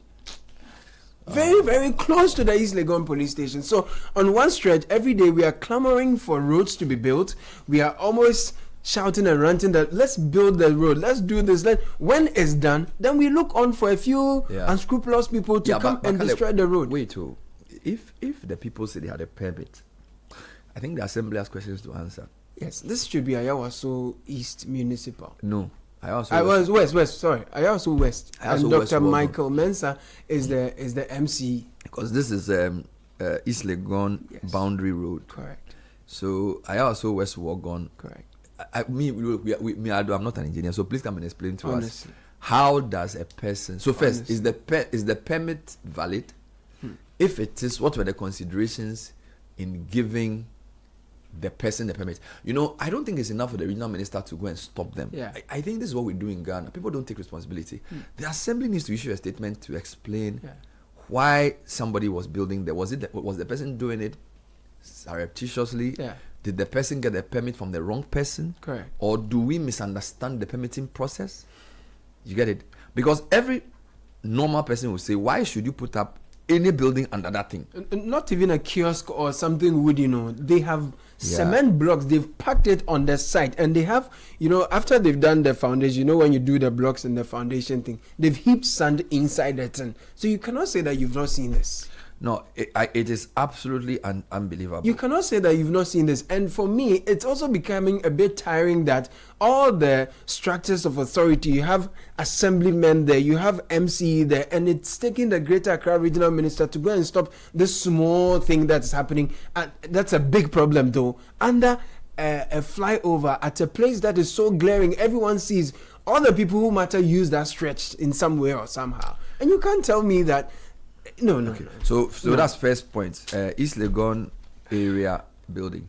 The Ayawaso West Wagon Assembly has questions to answer. Yes. The regional minister has gone to stop them, but that's not enough. Second one, I'm going to take you to Tamale.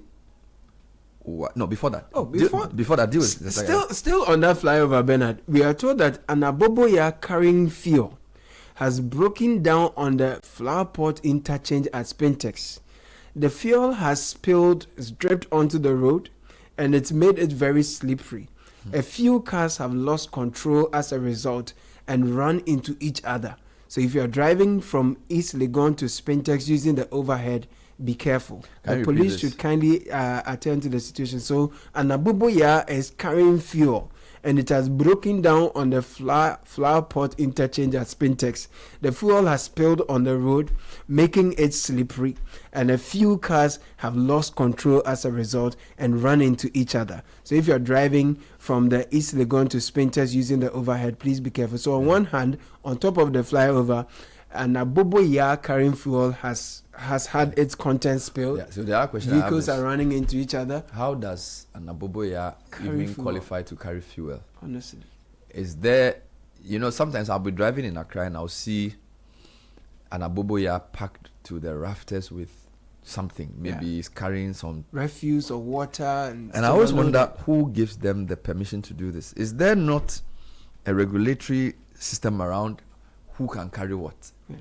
Because if an Aboboya can carry fuel, so need to be carrying explosives, and it can cross East Legon and go to the flyover. Charlie. No, and the fuel has spilled onto the road. Yeah, I don't even think that Aboboya should be using the flyover too, and then carrying the fuel, as you say. Remember, former regional minister tried to say that the smaller, and by the way, listeners, we don't know, Aboboya is like a tricycle. These are, we call them baller tricycles. 3-wheelers. The idea was that they should collect waste from the last mile to a waste assembly point, but they shouldn't convert, or they shouldn't convey the waste to the on our highways to the final destination somehow. So he actually wanted to ban the movement of Aboboya on highways. For some reason, he couldn't succeed. You know, and we may sound like we are over complaining, but Charlie, it's not easy at all. So those are two issues. We want the IASO West Work on people to come and tell us how they gave the permit, and then we want who regulates Aboboya self in Ghana. I don't know. Is there a regulator for vehicle movement? Is it the assemblies? All right, because if a vehicle if a tricycle can use a highway and convey maybe pure water and go at a different speed limit, who's enforcing that? Who's ensuring that? And the other thing we see is that a lot of these things, when they break down in the middle of the road, then they become hazards for other road users. So is it, I don't know, road safety? You know, the thing with Ghana is that everybody's looking for posts, but nobody wants to do their work. That's the sad part. You know, like people will die for. I mean, look at what's happening at IASO West World. IASO East, right? People will do everything to get into office, and then the most basic thing they won't do it. And they'll be complaining that they are overstretched and they are this and that and that. Let me give you another one. Yeah. This one has been a pain for me because it's something that is like somebody wants to. Let me say it in as a country. So I'm going to play a report for you.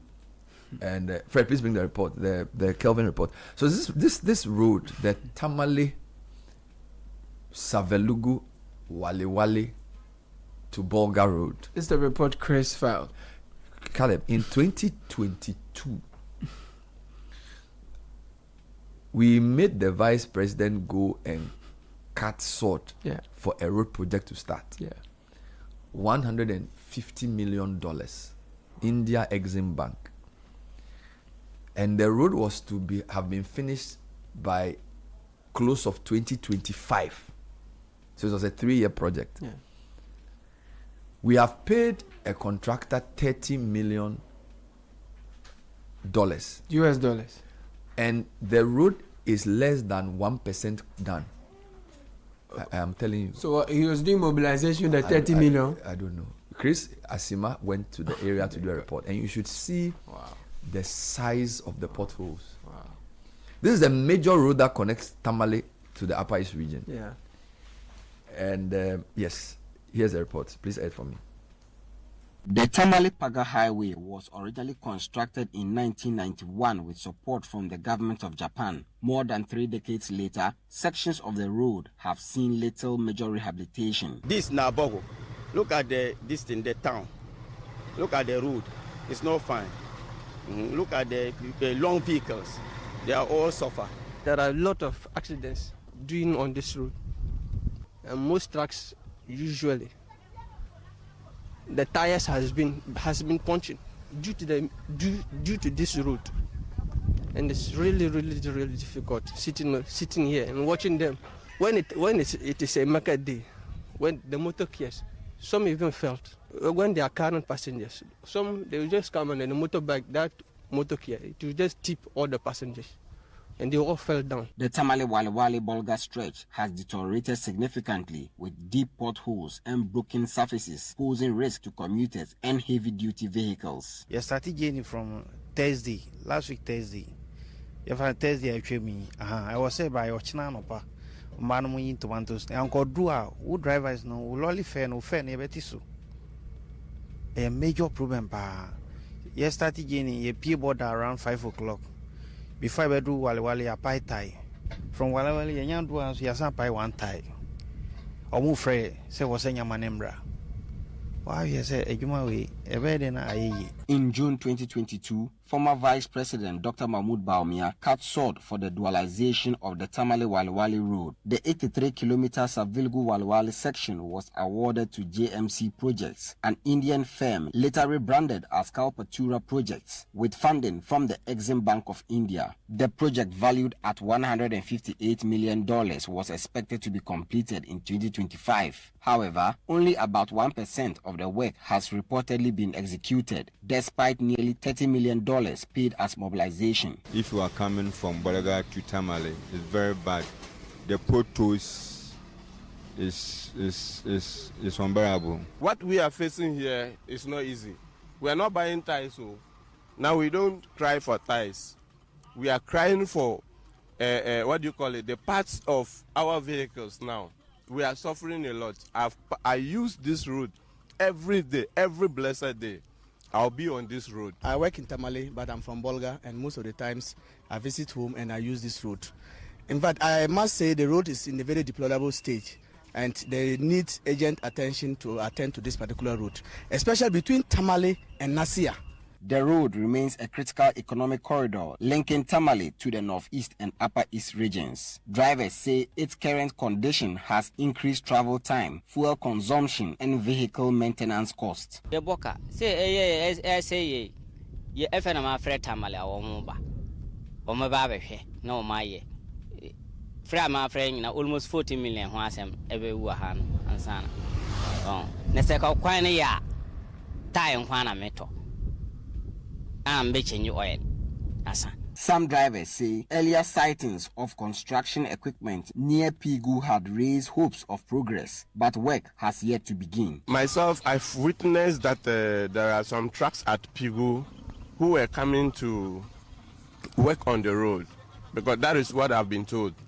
But later, we didn't hear anything again. It didn't do anything, but it was just some of the workers they picked that they should just go a small pit on the road, that they should fix it. When they came, they dig it. That is where they dig it and even mess it up. The Ministry of Roads and Highways says the matter has been referred to the Attorney General to determine whether the contractor should resume work or refund the funds. The contractor, in addition to the almost $30 million, is attempting to claim another $14 million. After claiming this money, we should leave them out of the contract for us to terminate the contract for them to go. That's what I'm saying, that, Mr. Speaker. As a road minister, knowing that I owe Ghanaian contractors over 21 billion, it is quite disheartening that at the same time that we are unable to pay Ghanaian contractors for work they have done, we have paid somebody $30 million, and the person is basically asking us that we should let him go with our $30 million. And that's what I'm saying, that we shall be able to use the laws within our country to demand that $30 million worth of work is done, or we take the legal action. At the Pigu construction camp, a few buildings and heavy machinery remain on site. Company representatives declined to comment on record, indicating that work would resume only upon government instruction. So that's another one. So, and I'm sort of linking all these things to consequence. So you have, and I'm giving the assembly the benefit of the doubt, but the fact that the regional minister has gone to remove or stop the building means that obviously it's wrong. Yeah. Will somebody get punished? Who give the permit? Yeah. Number two, how do Aboboya who don't have mirrors? This is like a basic thing. Driver safety. You take us to driving school to harass us in our driving so that we will not kill other people. Yeah. Then you allow people to drive contraptions with no side mirrors and endanger everybody. Yeah. So what's the point of putting me in driving school to drive a car defensively? Yeah. Because somebody is driving an Aboboya who doesn't obey traffic rules, who doesn't stop at the red light, who is carrying either boiler or water. Now oil, fuel. And can stop anywhere without a triangle. No. The police will stop me and ask me all kinds of things. The police ask them for triangles. I don't know. So that's number two. No consequence. They are just moving around. Yeah. Road Safety Authority, DVLA, what are you doing? Now, we've collectively paid a company $30 million for a major. Then this road is not in some bush. This is Tamale. Yeah. This road, if you are going Tamale by air, the Tamale airport is in Savelugu. It's near the military barracks. So you can't miss this road. Yeah. This road is a major road. You should see the size of potholes on the road. And this is 2022. 2023 has come and gone. 24 has come and gone. 25 has come and gone. We are in 26. You get it? And the people have taken $30 million and they are asking for 40 million more. But the 30 million, what have they done to show for the it? road minister says he's written to the Attorney General. Attorney General, we are waiting for him to come and answer. Come on. Meanwhile, people are fighting to go to Parliament. Yeah. So what are they going to do there? what work are we? So the power we want, what do we use it for? What, or we just? I don't understand. You have basic things like I have a video of somebody who has parked an Aboboya and is selling yam in the middle of the road. Yam in the middle of the road. Bro, the video is there. He's there. I think Jowulu somewhere in the highway. Aboboya is selling baire. Oh, Charlie, that's right now. He's wearing singlet. Right on there. He the West singlet to job the traffic light. They sell yellow. No, this is not appropriate. And you see, there's we have road safety commission, we have highway authority, we have police community, we have we all go and sleep. It's there. If you cannot regulate Aboboya and how they move in town, how can you compete with China? And but this is East Legon, this is Johulu, bro. So what I'm saying is that people who have been given responsibility, please. Me, I'm doing my work. Me, the work I've been given, I'm doing it. I'm supposed to come on here and raise the issue. Me, I'm doing my work. Every morning I come. Charlie. Please do your work. Charlie. Okay? Don't wait for president. You see, you know the worst part? When the president comes to visit, they will start moving. Quick. And then they will lie. Allah, Pastor, Mr. President. Hey! All lies. You know, he should start doing night visits. No. Sometimes he should wear dark. No. You know, dark. And wear fight. And then walk around Accra. And say, this is my Accra. Yeah. No, he'll be shocked. I heard the local government minister say sometime last week that MCEs who are not performing will be sacked. And he linked that predominantly to the sanitation situation within their jurisdiction. I think that we need to even expand that. Because honestly, man, there are many things happening in town which are not good. For me, the Aboboya menace is unforgivable. Anyway, let's do tech and social media trends. By the way, we are here. We are not doing complaining. We are just throwing light on Ghana. People are building under flyovers. Somebody is carrying fuel in an Aboboya, and the fuel spills onto the newly built flower pot. Yes. Somebody is selling yam with a blue Aboboya. He's wearing singlet happily in traffic. Charlie, they sell yam, and he's parked the Aboboya in the middle of the road, and he's selling the yam. And that spilled oil thing has led other drivers to run into others. And of course, we have paid $30 million to a company to do a major road. And for 3 years, we are just waiting to see what will happen. I think we are hoping that we forget so that we can move on and do other things. Destroy everything. Let's do Tech and social media trends is brought to us by Telecel and First Bank Ghana. First Bank Ghana is helping you experience banking like never before with First Mobile or Quick Banking. The short code is *894#. With these, you will have your bank in your hands. You make real-time transactions with First Mobile or Quick Banking *894#. Enjoy fast, secure, convenient banking anytime, anywhere. The key services include instant airtime and data purchase, funds transfer to and from Momo wallets, interbank and intrabank transfers, plus so much more. Download the First Mobile app from the App Store or Play Store. Simply dial *894#. Follow the prompts and you join thousands of customers enjoying seamless banking. Call First Solutions on 0596921921 and First Solutions at firstbankgroup.com. First Bank, you first. Edwin Kwakufi has the headlines. Welcome. Thank you very much, Bernard. Good morning, everyone. So I begin with some unfortunate news from the Kwame Nkrumah University of Science and Technology, where the student, Mr. Ransford Amankwa Sumeni, he's a second-year student, or he was a second-year student enrolled in the BSc Agribusiness Management program. He unfortunately fell from the second floor of an off-campus hostel in Ayeduase in the early hours of Sunday. Really sad. We heard it yesterday. Yeah, unfortunate news from KNUST. So yeah, were we told why? Was it somebody pushed him? Was it an accident? Well, the police are investigating. They've started investigations, but and his body is in the morgue pending an autopsy as well. So what we know is that his colleagues rushed him to the KNUST hospital, but he was pronounced dead on arrival. His parents have been informed according to the university, but of course it's a terrible period at KNUST. Difficult to lose someone so young. Difficult. We move to Frederick Kumi, or Abu Trika, who was arrested recently for allegedly engaging in cyber fraud. He has dragged the government of Ghana and a number of institutions, including the FBI in the US, IOCO, NACOC, and the Attorney General to court over his alleged treatment after his arrest. He says that he underwent an ordeal of torture, unlawful detention, and blatant disregard for his fundamental human rights. Actually, the words used were cruel, inhuman, and degrading treatment. So he said that his detention was marked by physical violence or beatings. He was coercively interrogated by foreign agents, and his property was looted as well. He was denied access to food, water, or rest, and he was forced by FBI agents to sign documents that he couldn't read because of his limited ability. So he sent them to court. He sent them to court and is asking for 10 million in damages. The law is the law. The law is the law, as he says.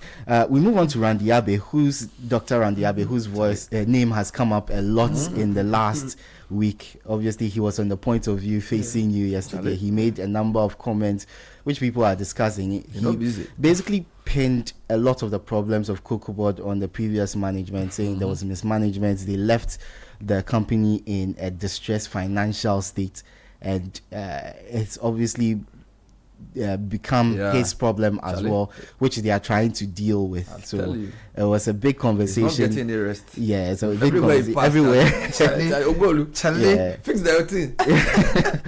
Yeah, so if you want to watch that interview, also on our social media platforms, on YouTube as well, Channel One TV, so you can go and check that out there. Big conversation. Yes, please. The next trend that will bring you Alpha R, which is top of the trends this morning. Is it? Yeah, because there was an apparent arson attempt at the auditorium. CCTV footage caught a woman pouring some inflammable liquid on some of the seats and setting fire to the auditorium. So was this camera catch out? Yes. Was this in the night or in the day? It was apparently in the night. So yeah, the CCTV footage when God is working in people's lives in the day, the enemy is working in the night. The devil is a liar. Yeah, they catch out. Yeah, the security got a hold of managed to limit the blaze to the back of the auditorium. People they pray for breakthrough. But somebody won't cause fire. But for now, all in-person prayer activities have been suspended following the incident. So when they lift up prayer against a woman, Charlie, forgive, because at the time Ivy and Co start praying. When they share the link, Charlie. Wow. This is our variance. Hey, Charlie. So, this is what the guy meant by Ayito Yikekpa Moi. Thank you, Eko Krana. Ayito Yikekpa. Apparently, plenty evil thoughts and evil plans. Oh, Charlie. Yes. Ayito Yikekpa Moi. Men meant it for evil. Ayito Yikekpa Moi. Okay, so we move on to some tech news and to a story we've been covering for now. It's been months. The ban on social media for under 16s in Australia. We mentioned that in Spain there were considerations, in Britain as well. There was also considerations in Greece and France, and now the Czech Republic. The Prime Minister says they are in favor of banning social media for under 15. So it's spreading across Europe. Hopefully it spreads across Africa too. In those countries, they can enforce it. Here we can't. Because here we know, you see, I always say that if you can't take inventory of what you have, you can't manage it. So we don't have this. Look, we will announce the ban, but I can bet my last dollar we will not be able to enforce it. But then we need to put pressure on the social media platforms themselves, which the European countries are doing, which Australia have done. They have the ultimate responsibility to ensure. But let me ask you a question. Yeah. If a young person gets a phone and registers for Facebook and you ask him how old he is and he says, I'm 18, is there a system in place to ensure that he's actually 18? Which is why a number of platforms are using you have to sign in with an ID card or your Ghana card or something. Yes. I think that's the only thing you can that is what they are using in Australia and other places where such bans are being enforced. We have to. So if we don't do that, but you know, my cynicism is because you can't even enforce road traffic regulations. You can't. I mean, Abobo is selling yam ajolu in the morning. I was on my way to. If you can't, Abobo is selling yam in the morning at Jolu traffic light, and you say you want to do social media. Charlie, you are tripping. You can't. You can't ensure that a vehicle that's not supposed to be at a particular place, a vehicle can get spotted on the motorway and stay there for 3 days. 3 days, and you want to enforce social what? Yeah, I've encountered several trucks, 3 or 4 or more, on the motorway that have broken down. The next day I've come back to meet those my issue trucks. The motorway. Yeah. So you know you can use Jersey barriers, which are yellow movable plastic road. They've used solid concrete road barriers. So if a vehicle gets broken down on the motorway and the vehicle cannot move, essentially it's a danger to everybody. So I don't even know how the decision is to manage that road. So you go on the motorway, about 6 times you go on a rough road and you drive, it's basically just destroying your car. Then there's no give room for vehicles that get spoiled to move off the road. And I don't even know how we manage construction. It's like, because we are building a road for you, we'll inconvenience you, we'll spoil your car, we'll make you suffer. It's terrible. I mean, what kind of society is this? Deal with traffic. You know, by the time they finish the road, dust. If the guy doesn't want to water the road, then there's dust all over. There was a day I was driving on the motorway. I couldn't even see the car in front of me. That's crazy. You got it. So I mean, who enforces standards? Everybody has a position. Nobody is doing jack. People don't even have the basic sense of due care for road users. You get it? Meanwhile, police will stop you and ask you all kinds of ridiculous questions about what do you have in your car. Why the hell do you want to know what I have in my car when you can't even stop the guy who's driving the car without a registration number? Then you're asking me if I have. I mean, what are you doing? So the society is not built to develop. We are just criminals masquerading as we are not interested in progress. Everybody wants to make money for themselves. Everybody is just lying. And we are here saying we want to develop and compete with China. We are not serious. I mean, I'm completely exasperated just thinking about how on earth can a human being be selling yam in an aboboya which has no side mirrors, driving a car in the road, carrying water, spilling fuel. Every day people greet their children, I'm going to work and come. What work are you doing? What work are you doing? Meanwhile, the presidency is coming to visit them. They'll give nice speech and just lie song. Yeah, we are working. What are you doing? They'll say they are shocked about what is happening, even though they are constantly told that this is the issue. When the president comes, they'll say, what is going on? Why are you here? Yeah, I mean, I think they should sack people every week. You know, there should be a national day. An example should be made of people. Every week they should sack somebody, put it in the graphic front page. The people who have been sacked this week for non-performance. If you want to get serious with competence, you must make example of incompetence. If somebody is not doing the work, sack him and put his name on the front page of the graphic. This guy is the MCU for this place. We are sacking him because of dereliction. Sack them every week.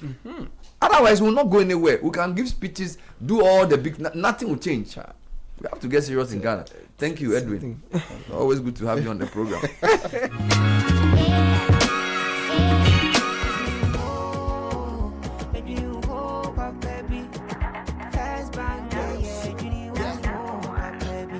For a bank to rely on, let me give you a shoulder to lie on. Would we say to bank be no lie? Only one place where I get my eye on. Make I introduce you all to First Bank, the best services in the world, first rank. Customer service, everything is well planned. I make music, I travel, I sell land. They be my reserve tank. Cause every time I know my money's safe, universal banking ain't in me here on the date. I'm a busy person, me no many time to wait. Now I got to Spain, even when I'm in the States. My me blue shirt, they tell me office a chilly, but who cares? Cause I bank with the best. I'm lucky, I'm too blessed. When it comes to First Bank, it's too west. Everything is you first. Nobody feed do I'm like us, do I'm like us. First Bank we treat you first, treat you first. Somebody see yeah. Think about you first, think about you first. You first, First Bank. You know how much moms always say too much of everything is bad? But there's one too much mom actually approves of. Telecell's Too Much Broadband Bundle. This season, all you have to do is buy the 150 Ghana Cedis Too Much Broadband Bundle in addition to your main broadband plan and get 150% bonus data. That's right. Simply buy the 150 Ghana Cedis Telecell Too Much Bundle in addition to your main broadband plan and receive 150% bonus data. Dial *900#, use the Telecell Play app or visit the Telecell website to buy now. Telecell, connecting energies. Do you want to study or explore career opportunities abroad? Take your first step with IELTS from the British Council, the world's most trusted English language test for visa applications, universities, and other institutions. Book your test and get free access to IELTS Ready Premium, our top-rated preparation platform, including practice tests, video tutorials, study plans, and more, worth 1,750 cedis. Visit our website today to achieve your study and career goals with the British Council. Dear business owner, Congrats on not giving up on your business. You deserve a medal, and your business deserves to be taken to the next level. In fact, it's about time you run a Zenith Bank SME account so you and your business can enjoy the perks of the Zenith SME Business Card. Oga and Oga Madam status. The Zenith SME Business Card is a Visa debit card for making secure payments for goods and services. Enjoy great benefits such as free customized digital SME training, free marketing toolkits, access to Visa practical skills training, and more. Unlock the potential of your business today. Visit any Zenith Bank branch nationwide and sign up for the Zenith SME Business Card, the ultimate payment solution for SMEs. For more information, visit www.zenithbank.com.gh or call 0302 680-884 or 0307-086-370. Zenith Bank, in your best interests.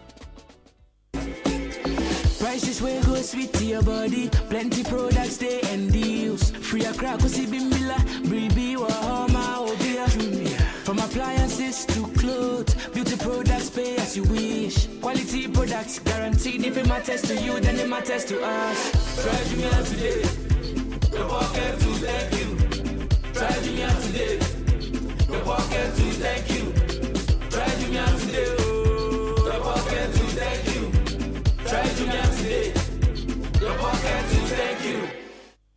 Imagine a place where every child's laughter becomes a song. A place where we can learn from animals, play and just be happy with mommy and daddy. A place where hearts grow together. That place is Safari Eco Park. Here, amusement is the joy that unites us all. Mommy, I can see the emus all the way up here on the canopy wall. Careful, dear. There is more fun to be had. This zebra is my new friend. Her name is Stripey, and the wildebeest is Sandy. Hi, Stripey and Sandy. With so much amusement like targets and obstacle games, ant caves, fantasy rides, and a vast range of wildlife. What is this place? This is an aviary, home to over 400 of the most vibrant birds in the world. The biggest aviary in West Africa. Wow, the biggest? Yes, and guess what? Open your palm. Daddy, look, they are eating from my palm. That's amazing. I want to stay at Safari Eco Park. I don't want to go back to Ghana. But honey, Safari Eco Park is in Ghana. What? How much did all of this cost, honey? 350 Ghana cedis for you and I. 250 for teenagers, 150 for kids, and absolutely free for children under 6. We should have brought the kids here sooner. I know. Safari Eco Park is only 1 hour drive from Accra. It's unforgettable. They said living on Cloud 9 is the ultimate feeling of happiness. Why not find out for yourself? Val Real Estate, Africa's Gate to Real Estate, is proud to introduce Pune Airport West. Here comes our boldest statement yet. Invest in Pune Airport West and live a standard above. A striking 22-story lifestyle residential tower rising in Airport West with thoughtfully designed studio, 1-bedroom and 2-bedroom apartments. Launch prices are now live for a limited time. Join us on the 13th of February 2026 as Val officially unveils this new development. Pune Airport West. Live a standard above.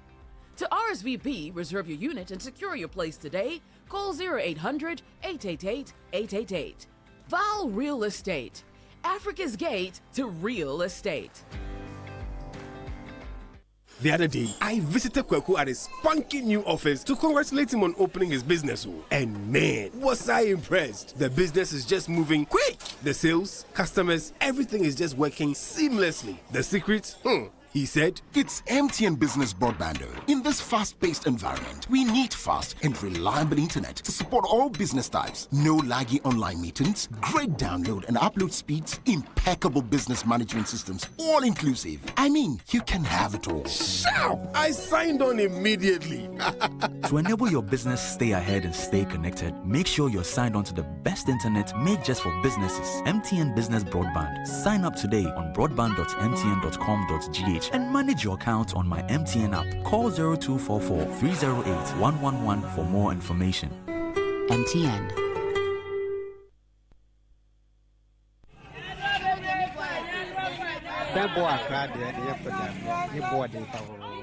When the lights go off, when water won't flow, when rent goes up and wages don't, someone must ask the hard questions.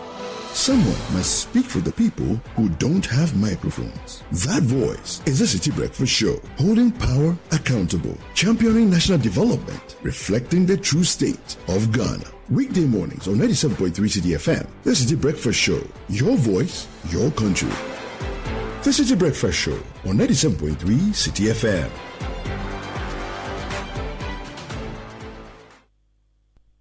This is the City Breakfast Show, the city's biggest conversation.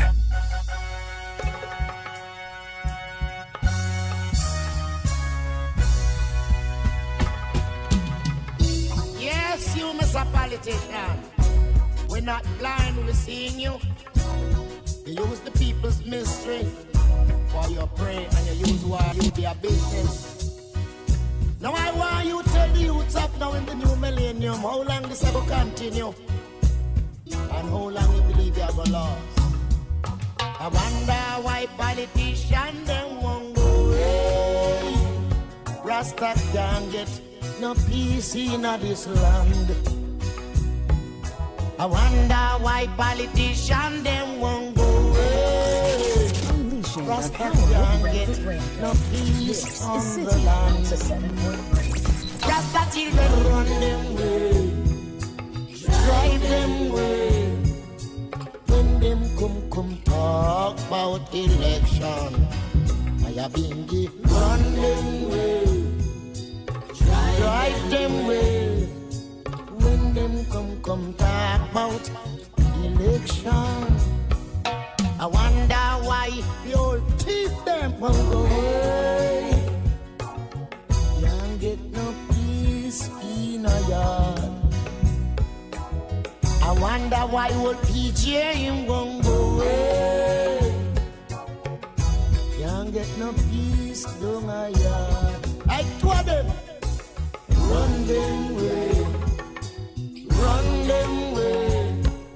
When them come talk about election, I know be with that run them way. I have been run them way. When them run come talk about election, Eddie, I wonder why politicians them won't go away. Rastaman can't get no peace a jungle. Wonder why politicians them won't go away. Biggie man can't get peace in a jungle.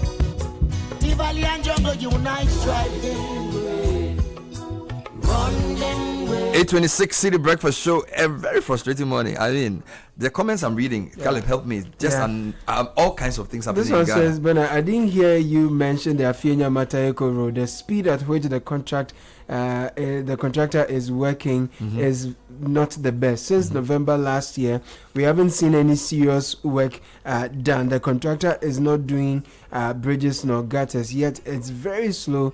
He's very slow at work. He only works from 9 a.m. to 4 p.m. No holiday or weekend work for a major road like this. Also, ask the minister if they are adding motor lane for this new roads as they legalize Okada. But sometimes the things I see when I drive on the roads, I ask myself, if it's these same roads our authorities use and whether they see what I see, particularly those who are charged with specific oversight responsibility. I wonder if they are visually impaired. Lovely send that from Tema. Good morning, Bernard. The sad thing is, in this country, people don't work. They like post, power and fame, but do very little when it comes to real work. I agree that people must be fired every week. Operation Get Out of Office must start soon. Thank you. The Aboboya on the flower pot flyover is causing so much traffic as we speak. There's a part of the flower pot that almost every day a car breaks down. Wow.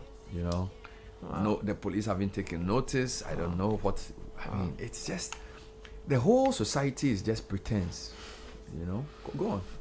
A truck is stuck at the overhead at Obrasport after loading so high that it can't pass under the overhead. Mustafa said that, but so there are police. There's a gantry there that's supposed to prevent it from going.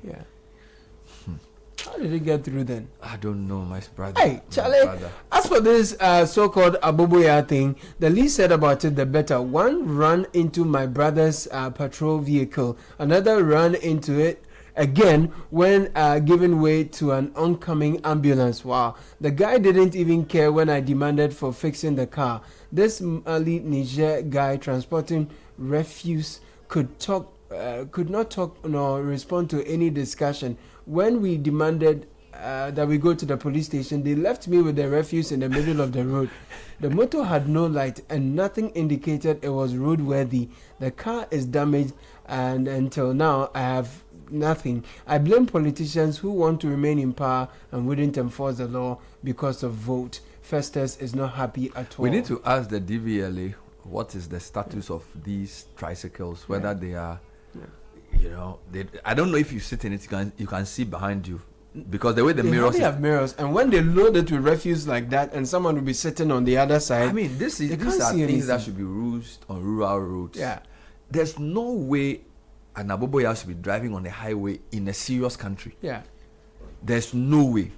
And they'll carry refuse, and the refuse is all over the place. They will use a mosquito net to kind of hold it together, and it will still spill on the road anyway. You know the business. I've been watching the thing carefully. You know the business. More messages. Well, see, they shouldn't just stop the structure. They must arrest those responsible and expose them all, particularly those responsible for issuing them with the valid permits to build at the wrong place. You add. Good morning, Bernard and team. The construction of the store or eatery at the East Legon under the flyover started on Saturday, and they have connected a tap to water the back filling. Emmanuel said connected a tap. Yeah. People don't have water in Ghana, but somebody can connect a tap to a store under an overflow. Illegal structure. Illegal structure. When you have money, you can do anything. Anything you want, you can do. This society, anything you want, because there's no consequence for they've connected behavior. A tap. Yes. So did Ghana Water give them the connection? I guess. I don't know. No, but think about it though. Yeah. A flyover which has been built less than 2 years ago. Yeah. Somebody's building a shop under it. Yes. And as if that's not bad enough, it's connected a tap straight. So at what point did the Ghana Water Program do the evaluation? Which tap did they connect to? I don't know. Because you can't just do this without having some insider knowledge or insider experience with the Ghana Water. So it's a problem. So this one says, good morning. The construction of the store, yes, we got that earlier. I would like to draw your attention to the entire stretch of that side of the motorway. They are all under high tension cables and not a flyover. There is a brown house with high tension inside the house. That stretch needs a whole demolition work. The land belongs to VRA due to the high tension cables. Bernard, you see, I was mentioning to you of the pylon issues that a lot of people are putting up structures and all. The Chronicle editorial this morning, in addition to saying that the construction under the flyover is scandalous, draws our attention to the alarming situation where shops continue to be built under high tension transmission lines at Bayera Junction. This is at Jowlu. Bayera Junction, Jowlu. Buildings are coming up. More messages with respect to what we are discussing, the construction. Okay, so good morning, CBS. Talking about indiscipline, and a boboya of loaded yams in the middle of Jowlu traffic light with the police standing right there and looking on. That's the video we were talking to you about earlier. Good morning, Bernard. I recently used the Tamale Savalugu Road. I can tell you it is terrible. You didn't add your name. Please, the water situation at Sakumono has not improved. Can you please ask the authorities when they intend to solve the problem? We are in need. My name is Esther. Esther, they are connecting water to an eatery under a flyover. They don't have time for you. They are connecting water under an eatery. They are building an eatery under a flyover, and they have Ghana Water connection. Or whether it's Ghana Water or somebody connected it. Charlie, let's get serious with the country. If you get a position, do the work. Charlie, let's Charlie. No. So let's stop this post-Kaya business, positional leadership, not doing anything. It's not right. And this Aboboya thing has caused traffic worth more than an hour. I'll come to you shortly. Caleb, give me a second. The MTN Ghana Foundation partnership with Carl Bank is calling on all Ghanaians to show love in the most meaningful way this Valentine's season by saving a life. Join us for the 2026 MTN Save a Life blood donation drive happening on Friday, the 13th of February from 8 a.m. to 4:30 p.m. Exercise will take place at MTN Ghana Head Office, Mobile Money Limited Office at Stanchart Building, Carl Bank Head Office at Reach, and 44 other donation centers nationwide. This annual campaign invites MTN staff, customers, suppliers, partners, and the public to come together and help boost blood supply for the National Blood Service and regional hospitals across the country. Remember, your single donation can give someone a second chance at life. This Valentine, share this gift that truly comes from the heart. Give blood, give life. Donate blood on Friday, the 13th of February. For the full list of donation centers, visit mtn.com.gh and MTN Ghana social media platforms. Now peace in our jungle. The valley and jungle unite, drive them way. Run them way. In the meantime, get ready to upgrade your Valentine plans. The season of love is here, and Palms by Eagles, the elegant rebirth of Holiday Inn Airport City, invites you to celebrate in grand style with exciting, affordable packages designed for every love story. Choose your perfect date experience: a full weekend stay with Sunday brunch, a romantic one-night escape, an intimate candlelit dinner, or a vibrant Sunday brunch filled with good food, vibes, and memories. And these rates are discounted highly. For events only is 1,200, and the accommodation is discounted from 3,300 to 3,100. Full package is just 4,200, down from 4,500.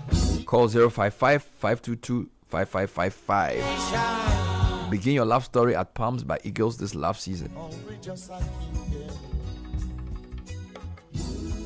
What can be done about the Aboboya menace? Whose job is it to deal with it? I think it's the DVLA and the Road Safety Authority. The DVLA must stop licensing them to operate, and the Road Safety Authority must ensure they stick to only the routes that they are supposed to be used for. So I can understand, for example, if you live at, say, some part of Dowenya, all right, and you are conveying pure water from your warehouse to a main shop by the roadside, okay, or you live in Kaswa somewhere, maybe Kaswa Millennium City, and you need to use the Aboboya to convey water from your house to a shop, but you cannot drive that Aboboya on the main Kaswa highway. It's you know what I'm saying, and we must enforce the law. So I ask myself, who's between the Road Safety Authority, the DVLA, and the police MTTD? Why are they allowing these guys to be on our main roads? Why? Do you need a new bylaw to realize that these are hazards? Do you want another accident? They are selling yam, they are conveying refuse, they are conveying water. Somebody can put water on an Aboboya from Spintex Road and drive all the way to Kanishi. I mean, how does that make sense? Why doesn't he use a Kia truck? Why will he use a tricycle with no proper mirror, put water on the Spintex Road, cross to Kwame Nkrumah Avenue, or whatever they call it, JJ Rawlings Highway, and drive to Dansoma? You can't do that in any serious country. But we have struggled to regulate the space. That's why many are concerned with the LI that seeks to, legalize the operations of the Okada and tricycles put together, because then the assurance we got before that was the fact that the people who are in the space will be trained, they'll be grouped into cooperatives, they'll have uniforms, and they will be taught properly how to conduct themselves on our roads. There will be an insistence. But let me ask you a question. Have you ever seen an Aboboya rider in a crash helmet before? No. Yeah. Motorbikes, even motorbike riders don't wear crash helmets. They hardly do. And we failed to do that. We failed to enforce that. Motor riders continue to jump red lights. It's happening. Tricycles, Aboboyas now loaded with whatever content they have are also jumping red light. Now they are causing traffic. They'll run into you and just move. They have no excuse. So I honestly think that when it comes to that space, we've not figured out how to sanitize it, and adding that Okada business, legalizing it and all, will really compound the issues we have with respect to safety. Because when you check the data, a lot of the crashes, the motorbike side, the wheelers, the two-wheeler, three-wheeler side, it's more. So we have to do something. I think our leaders have a very funny understanding of democracy and how it works, and how everything must be sacrificed at the altar of votes. So once the people are enough to cause some voter fortunes. They will do, irrespective of how senseless the decision is, they will do it. You know, and I feel like we need to really have a national conversation about how our society is functioning. You know, and for me, I drive in Accra and I just get exasperated about how people don't exercise minimum due care, from the contractor who will not be considerate in his construction work, to the road user who knows that he's doing the wrong thing but will continue to do it, to the policeman who's supposed to enforce but will look the other way and be asking you the most ridiculous questions, to then the person driving who will also not obey traffic rules, and then the people who don't. I mean, it's the whole system which is it's become a systemic problem.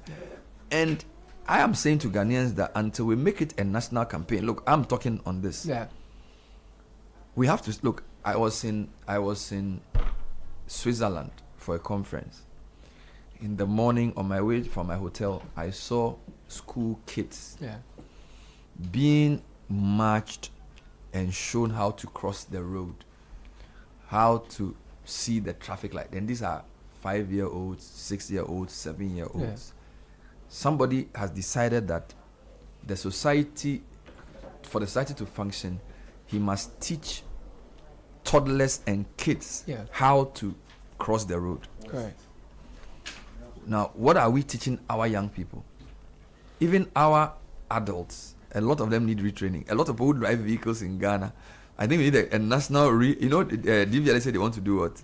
DVLA said they want to do what? They should do retraining. Let's talk to the MCU for Ayawaso West Wogon, Dr. Michael Mensah. Good morning, Doc. Thanks for joining us.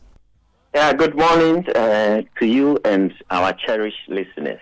Is the East Legon flyover in your municipality? Yes, it is. Did you see a person trying to put up a structure under the overhead? Well, so let me explain what actually happened there. So there was an application by someone to convert that space into a car park. So what the assembly did was actually to contact Urban Road. And so we did that, and Urban Road indicated that they have plans for the place. And not just that place, but for other areas where they have such open spaces. So subsequently, we invited them to the assembly. So we had a team from Urban Road that visited the assembly and made a presentation on what plans they have for that space. So according to them, they want to have that place for a car park. They want to have a fire service there. They want to have a washing bay and a police post. And the essence of that is to serve the community so that when people come around, they can park their cars and then go about their businesses. So based on that presentation, the applicant was also in that presentation. So later we gave approval for the place to be used as a car park to serve the community. But then the first condition, as far as approval is concerned, is to liaise with Urban Roads to agree on the final design.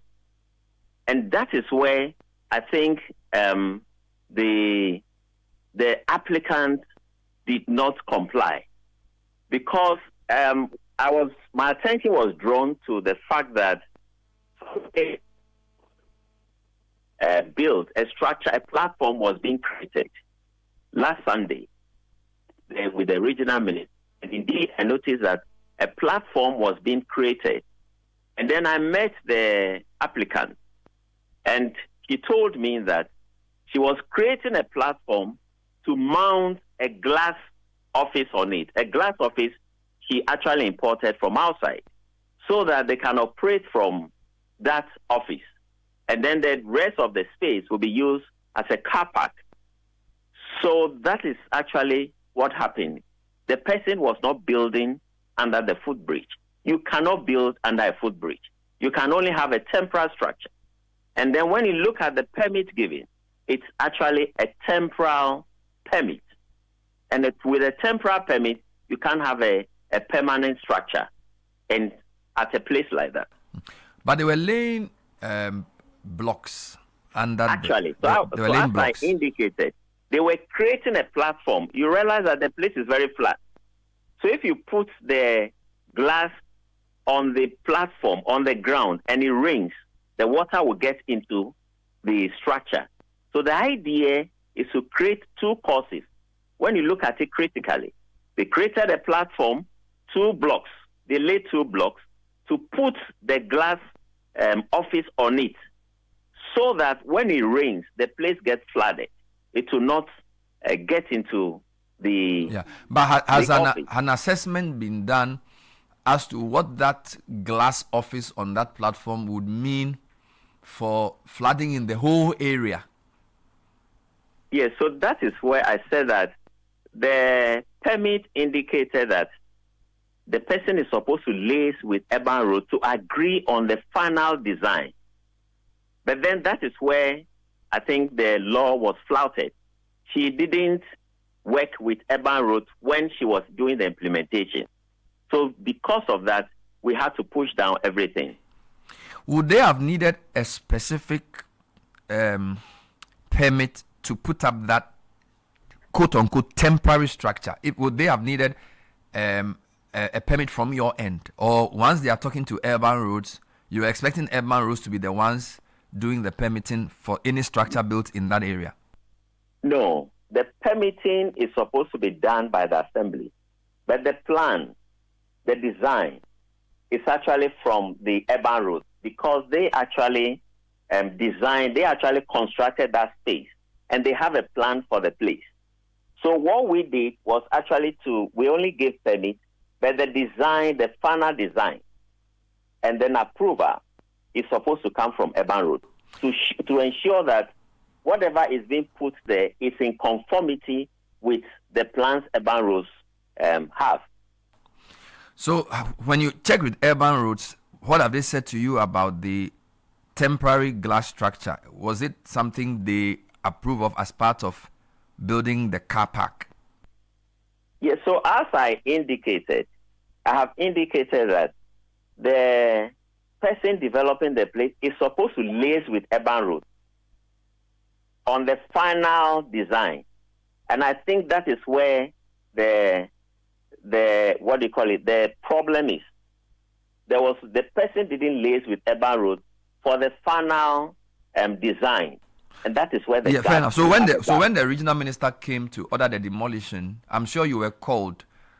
I was there. And you would obviously say you did not permit them to put up the glass office because the design didn't come to you.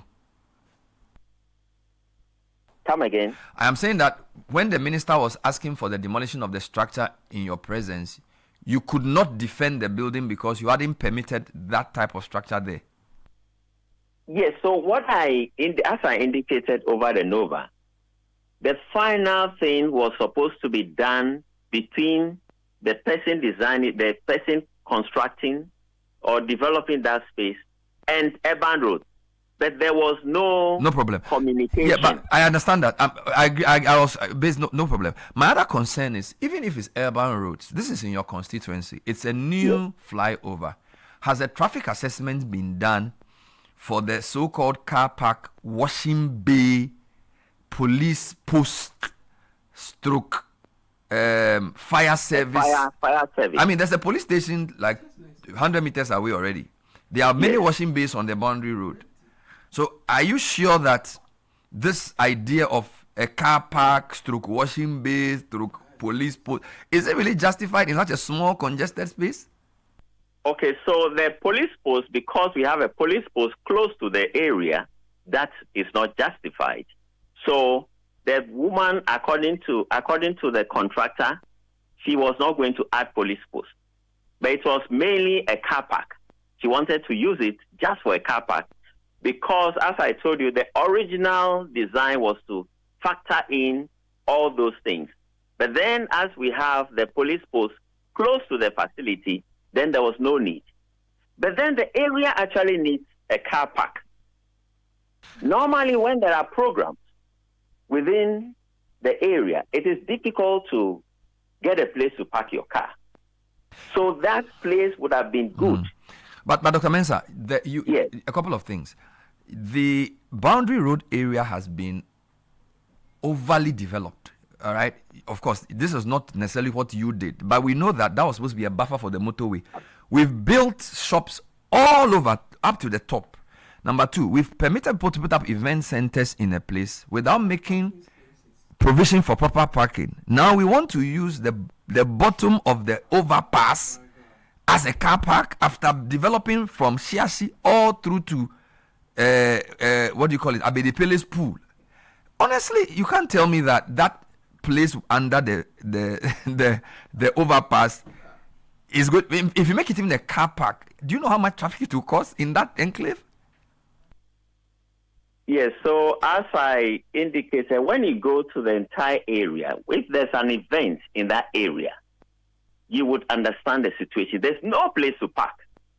Absolutely no place. Yeah, but whose fault is it? Because the people who put up, what I'm saying is that you not you as Mr. Mensah, the assembly has permitted people to put up pharmacies, bookshops, washing bays, and all kinds of things there without making provisions for proper parking.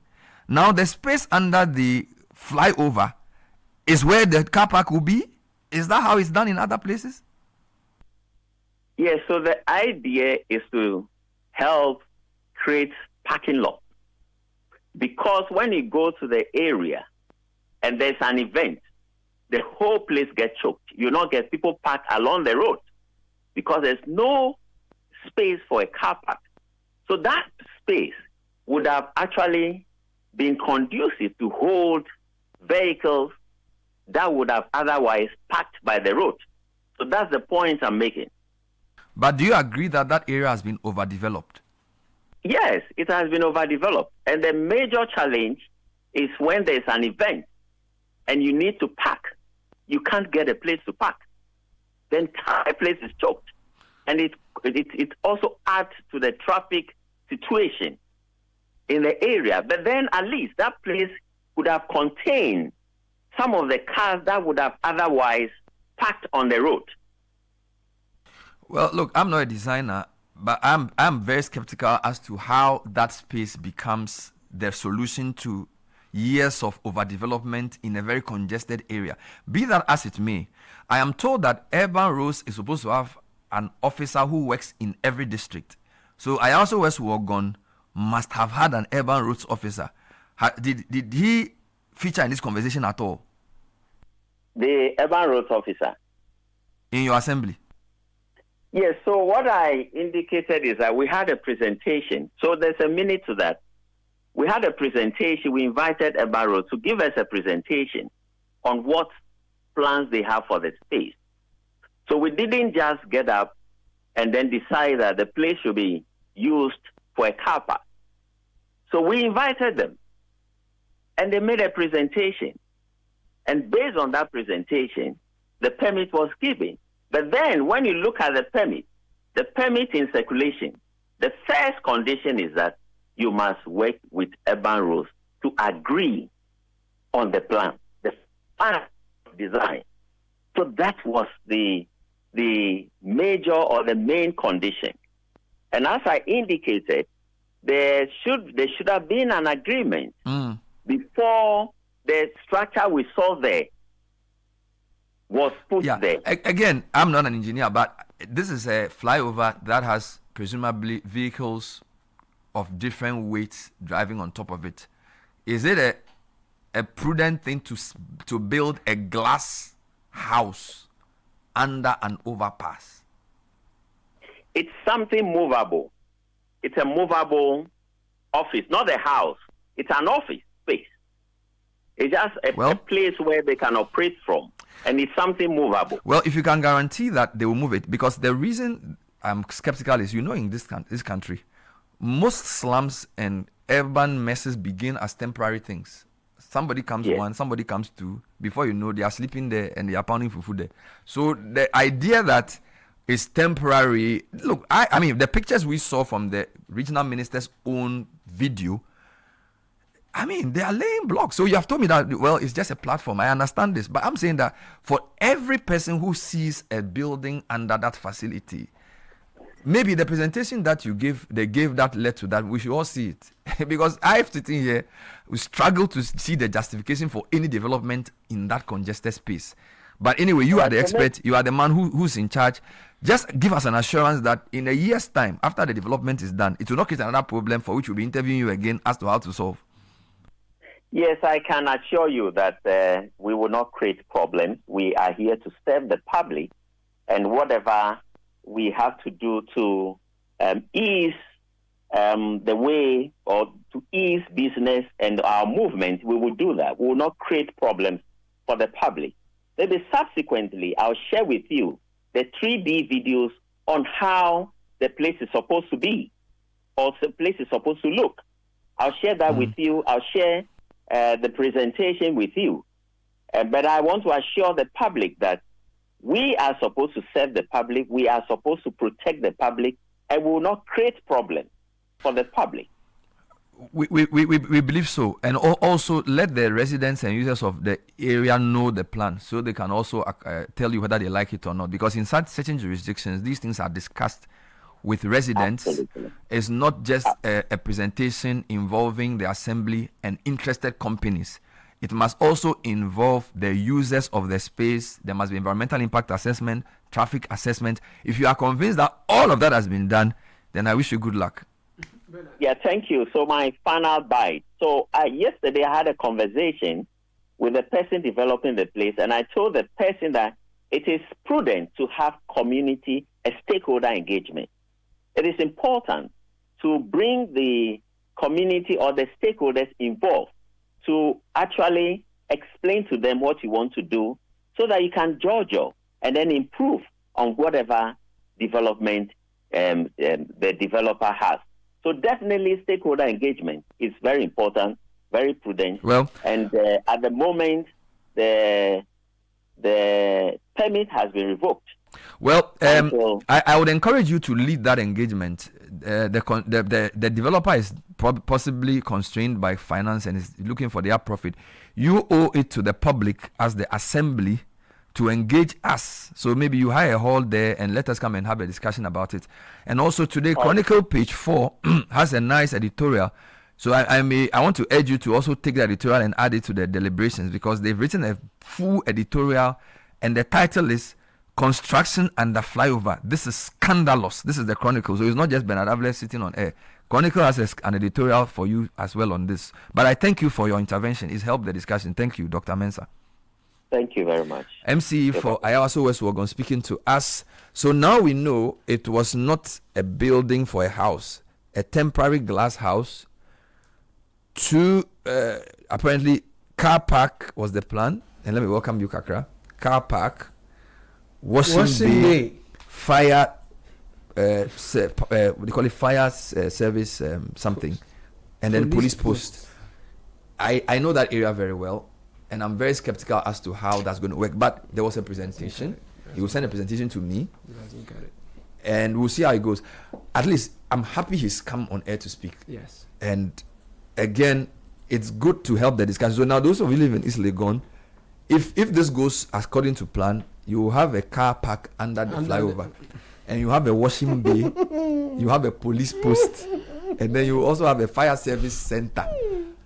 So who knows? I don't know. Can I reacted. Can I come in, Bernard? Oh, you're already inside. So fire. I mean, to be honest with you, because listening to him, he's saying that they thought through it. It's just that the urban roads should have been involved more. How do you get a permit without a plan? The plan is not there, but you have a permit. Did you find his responses satisfactory?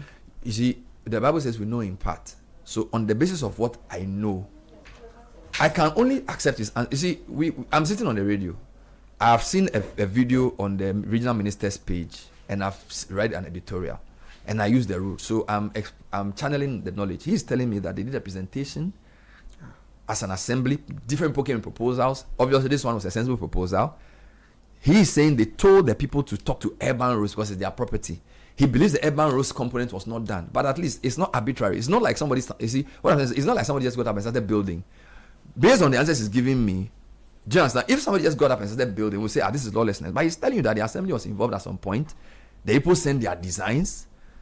They was so at least it's not arbitrary. But they flouted the process. No, he's saying that to the best of his knowledge, urban roads did not approve the plan. Yes, but that doesn't necessarily mean that. But they have a permit. A question. You know, he's saying that if they have a valid permit to do what they started, hold on, Caleb, they needed a plan to do that. Let's not. Sure. We are looking. But that question. We are looking for answers. Yes. The man says he is not surprised that something was happening there. Yeah. What was being built, he didn't see the design because the thing was within the remit of urban roads. Exactly. But he would be a liar to come and say, I don't know that anything was happening there. Which is fair. Number two, when the minister was demolished, asking them to stop, he was there. Exactly. He was there, and he's saying that we know that something was to happen here, and what was happening here is called a car park. We didn't know that they were supposed to do it this way. And the woman said, no, we are building a platform for a glass office. So let urban roads come and explain if they've approved a glass office under the flyover. But that's why they appeal. Let me ask this question, and my question is also drawn from the suspicion you have when you see what is it, stones being laid, etc. Yes. When we've lived in Accra, yes, we've all encountered the rapid urbanization, yes, please, the building up of slums. Yes. When we see that, we all have this feeling of unease, wondering if that's going to be another container or kiosk that's going to be there forever. We don't know that. But the question I want to ask is, what before this proposal, what was the plan? Did the plan inculcate all of the things that appear to be being pushed into a small space? Did the plan have that in mind? Or is this, we've seen some space available, what can we do with it? Because if I'm listening to Dr. speak, it doesn't appear that any original plan, considered parking. Yet when you drive along that stretch, you have all sorts of restaurants, washing bays, etc. You think we all walk and come and buy? So for me, the starting point is not about a proposal and what do we do with this space, the main plan? Which is what Doc kept hitting at continuously. The problem for me was, why did we not have a plan, but we allowed for parking, but we allowed all these structures and entertainment centers that are going to attract vehicles. You know his escape. He took over in 2025. He can say all the damage was done before I came, and but because that we are is new, everybody's escape. You were talking about Cocoa Bud this morning. That is everybody's escape. Let me do something else. I'll come back. But let me just conclude and say, when people ask to be given the mandate, they don't tell us that when they come into power, they are going to now blame the previous administration for the problems that exist. To be fair, he hasn't done this. I am saying this. No, but that's the reality. So the solution shouldn't be makeshift. How do we deal with it? No, your question is valid around. There should have been a plan, and that whole East Legon area, you can't put up all those things there. Absolutely. By the way, we've actually even spoken to urban road safety about the presence of event centers. And post the so they do signboards, illegals, and we've spoken to Amadiba about this before. In fact, it's on the line. Today I'm on Abuboya, so I'm calling him back. I think he's the person we've spoken to more on this show than anybody else since we started this year. Mr. Amadiba, good morning again. Good morning to you and your team. Thank you. This morning, my concern is about Abuboya. So, 3 instances. An Abuboya carrying fuel fell over or basically spilled petrol on the flower pot overpass, and it's caused some level of discomfort. Number 2, another one at Jolu traffic light went to offload yam for people to be selling in the middle of the road near the traffic light, like a whole truck of yam for people to sell. My question is, what do you license Abuboyas to do in this city, and are they allowed to drive on all kinds of roads? So, but do you still live on the school junction this morning? No, sorry, the line is not clear. Can we reposition you briefly and then take the answer again? We didn't hear you well. Can you hear me? Is it okay? It's a bit better. Can you start again? I'm asking you whether you still live close to the school junction Did you see some improvement on your route this morning? Where we removed the billboards in the median. No, on that one. That's why I didn't start from there. I wanted to start from the problem. As for the median issue, there you are doing well. So let's end with that one rather. Okay. So let's deal with the Aboboya carrying petrol on the flower pot over change, and why Aboboyas are doing all kinds of things in our city. Are they supposed to drive on every road? That's where I wanted us to start from. Don't forget that the law regulating the Aboboya, the trade bikes, will need the regulation. The president as well as sign it into law. So they are still illegal as we speak. An Aboboya carrying fuel, in my view, is wrong because that facility is not appropriately used. It cannot be appropriately used to carry fuel. That's the first thing. The second thing is that it borders on enforcement. So I would have expected that the police would intercept this Aboboya and then impound the Aboboya. But for now, because they have not yet come into full stream and they have not been legalized, my institution does not regulate them yet. It is about enforcement, and the police should have intercepted them and arrested them. I see a lot of them also carry sachet water from one part of the city to another. As far as you know, are they allowed to do this? We have not yet set out what they will be doing. We know, for instance, that we are commercializing them to carry passengers. With the Aboboyas and the Aboboyas and the tricycles, we are yet to determine, and a new airline will determine that what they can carry and what type of should I say, what type of goods they can carry on their buckets. So for now, if you are talking about the fact that fuel are still on the road because of the Aboboya negligence, I think that is just an enforcement issue, and the police must do. Good. So until they are legalized to operate, when we see them, can we do a citizen's arrest, or we should leave that to the police? Because yeah. It is allowed under the laws of Ghana, but you quickly hand them over to the police. But you realize that the previous regional minister tried to even delineate where they could ride. And he was referring to those that carried refuse. His point was that they should not use highways to convey refuse, and that they can work within the communities. So, for example, in some small and hard to reach areas by trucks, they could be useful in conveying refuse from one point to the other. So, in your view, is that the type of usage we can have of them, or are there other possible uses for Aboboya? So, these are bylaws, and every region or every district is allowed to pass bylaws to regulate activities. So, and bylaws are confirmed by local government ministers.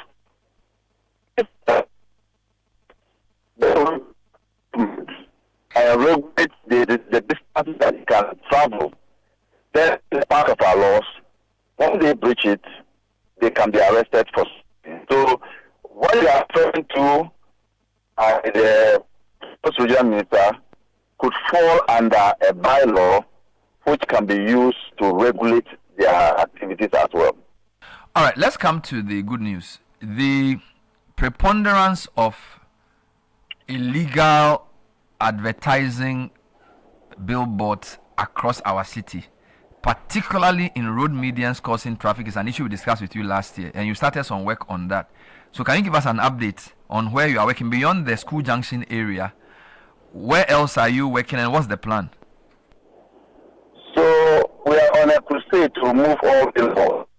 Last year, continued this year. Yesterday we were at School Junction.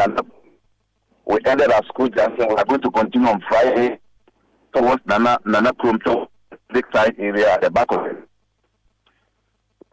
Attempt to. Mr. Maliba, I'm struggling with your line because I suspect your location has connection issues. Because I really want to hear what you're saying, but it's a bit tough. If you are emotional, I'll ask you to stop so we finish this interview so that it will be better.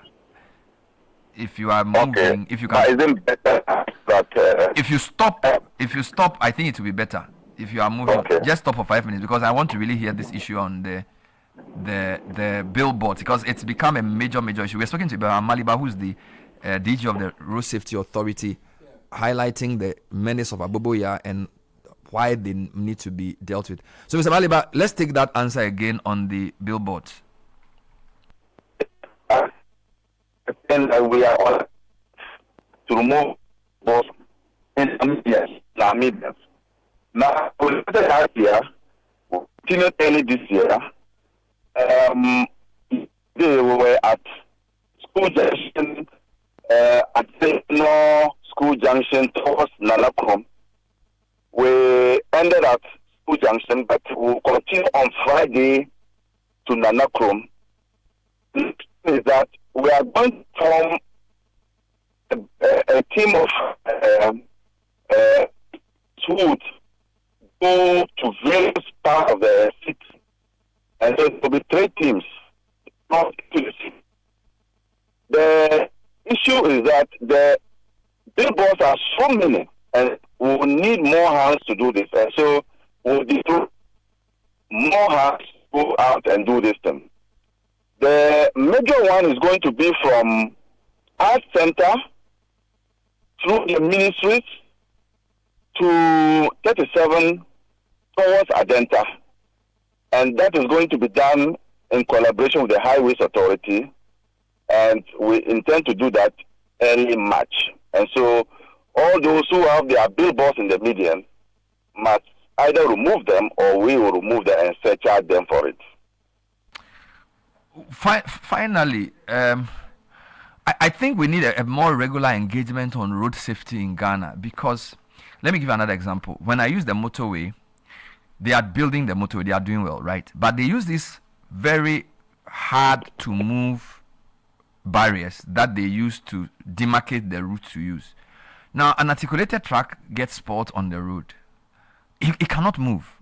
If the car even senses that it has a problem, it can't move off the motorway to go and stop somewhere. So basically, it's going to cause traffic. So we see a lot of that in most of the places that road constructions are going on. Is the Road Safety Commission interested in how contractors execute their work? Because the nature of their work can pose road safety problems as well. Have you averted your mind to that? We are the regulator of the road sector. So anything that seeks to hamper free movement of vehicles and pedestrians or passengers is a concern to us. The last time I spoke to you on this matter, I indicated to you that if the LI is passed, we will now have mandatory towing. That I think will solve that problem. But then I have written to you, your institution, your network, to partner you so that we could do this together. My second letter must be your desk now. The first one, nothing came out of it. Oh, really? No. If you've written to me, then it's with my... No, we will... But not as your person, but to your institution, your network. If you've written to us, then we say yes. Because we are the people who have been shouting about this on air every day. I know. You have been doing that. So we now want to formalize it. And I intend to visit you so that we could have some discussions to road safety campaign. Okay. Luckily for us, we were funding, but the road next time money. I want to do this with you people. So. All right. When you come, we'll put you on air too. So you come. We are even here. Even today, you can come. Anytime you're ready, we are here. So we'll see you. Thank you, Mr. Maliba. We've had a difficult line, but thank you. Always good talking to you. So We apologize for the quality of the line. I think sometimes the way the places we call could have affected this. At least I'm happy to hear him say that the Aboboya are not supposed to do what they are doing. Yes, so he says from what he knows, it's illegal. Which is even worse, right? Yeah. Because there are so many. Too many. So how are you now coming to compound it? And how are you going to sanitize that space? You know, honestly, we are opening a Pandora's box. Let's stick to the Aboboya issue. Yes. If he says they are illegal as far as he knows, in doing the things they are doing, I think we need to urge the police to embark on an Aboboya clampdown on the basis of what because road safety is saying that from what they know, there's no LI that allows them to do what they are doing. But did the police not know this? There's a motor traffic department. They did not know about this LI. No, maybe they are checking your license. They are interested in knowing whether you have a license for now. They are hiding under a tree to check either you have a driver's license or not. Oh yeah, cross a red light. That's more immediate for them. But now that he has told us in public that these Aboboya don't have the legal backing to be on the roads doing what they are doing, I think I heard him right. Yeah. So police MTTD, please, you have been duly notified.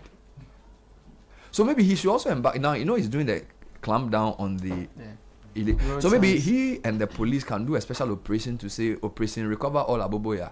Or we should announce on one man that Aboboyas don't have the permit to use our main roads. So if they are coming out of their locality, and I still don't have a problem with them in a local area, right? Yeah. And they want to enter the city, they do so at their own risk. Yeah. And that from maybe first March, the Road Safety Authority and the police are going to embark on a special Aboboya recovery exercise. But there's been a lot of talk, and I think that people are impatient to see some action that will bring sanity. You know, I've heard a lot. They are frustrated. I've heard too much. No, it's good. Sometimes when you talk, you fish people out. So see how today we got the assembly, the MC. I also people to talk, and I want to commend the Chronicle as well because it also gives, you know, it shows that there are some things we all agree on. Yeah. You know, and I'm very interested in the documents that he will send to me because I want to see the presentation. Say 3D that led to video. That led to. You know, somebody in the comments asked an interesting question that he was there for the presentation and he was also there for the demolition. That doesn't make any sense.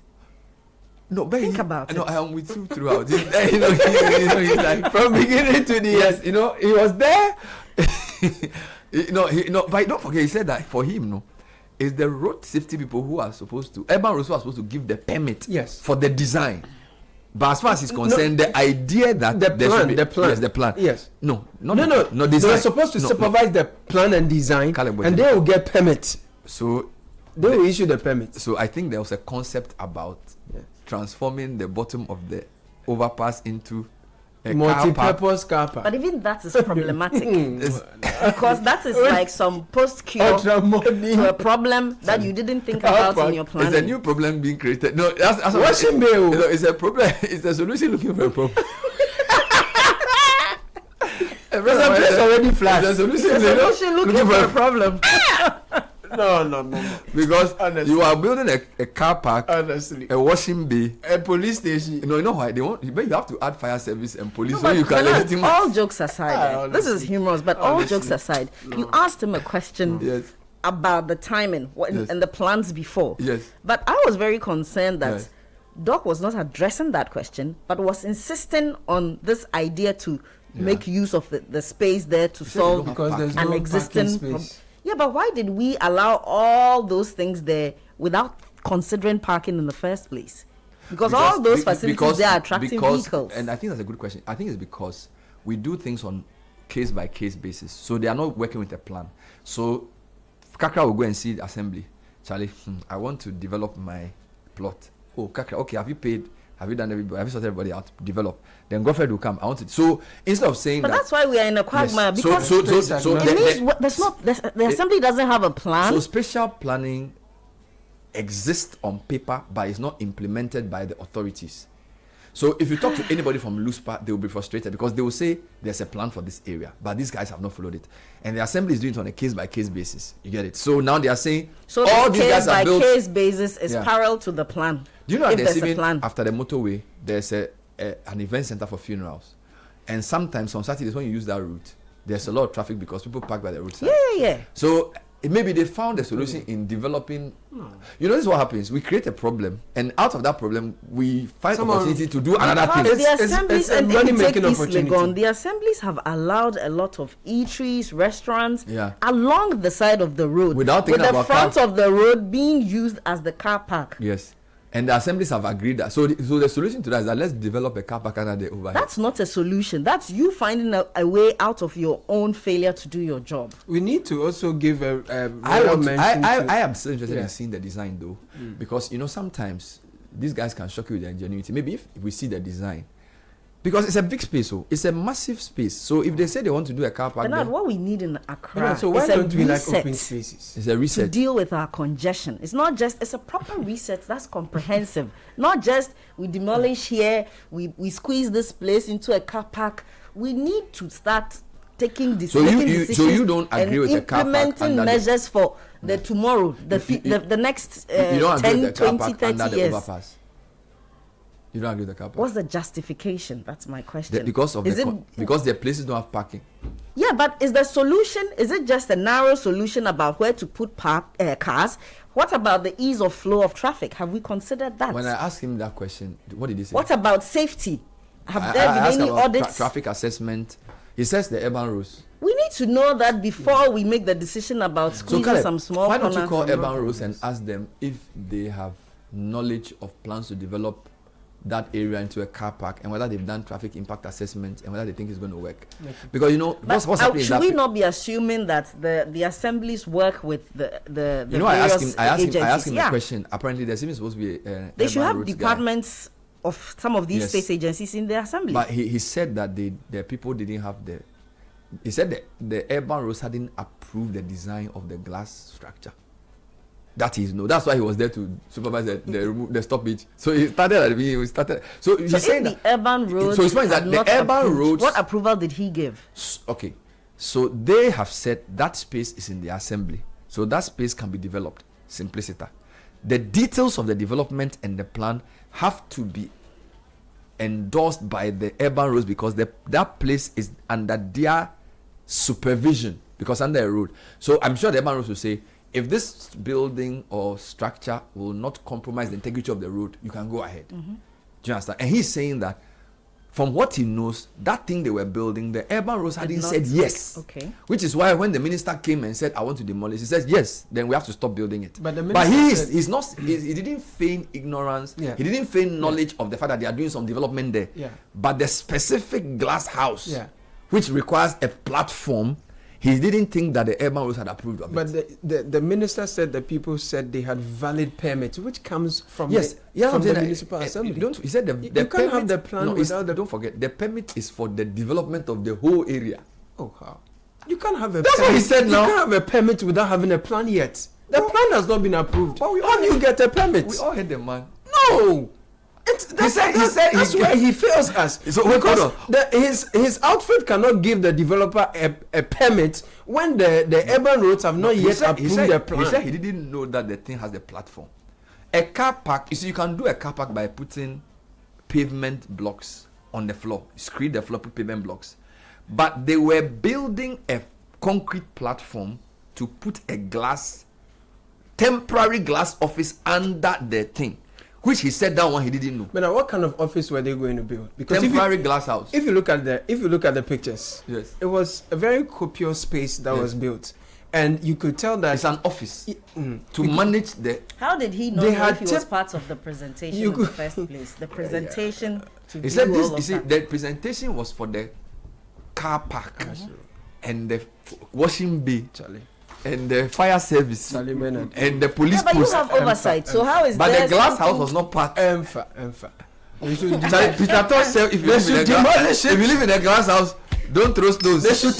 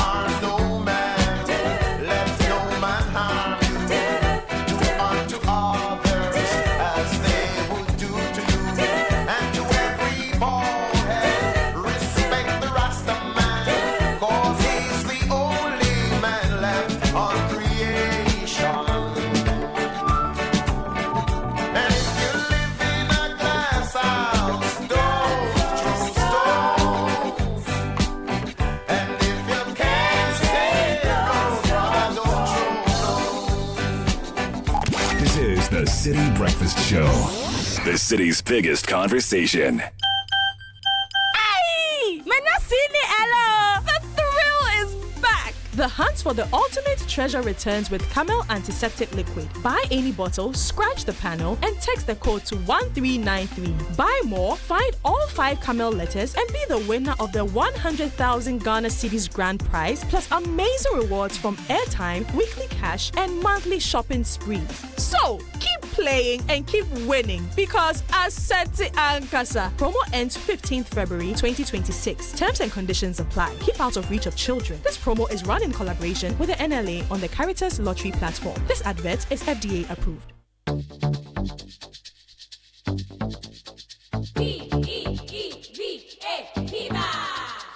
Looking for a burst of flavor in every sip?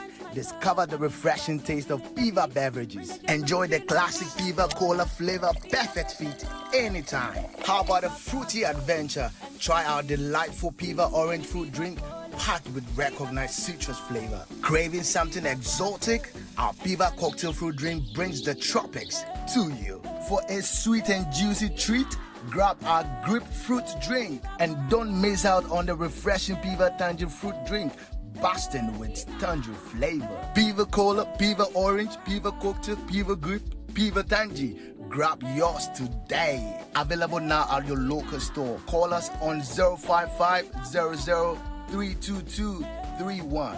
Piva, a taste you love. This advert is FDA approved. P for Piva.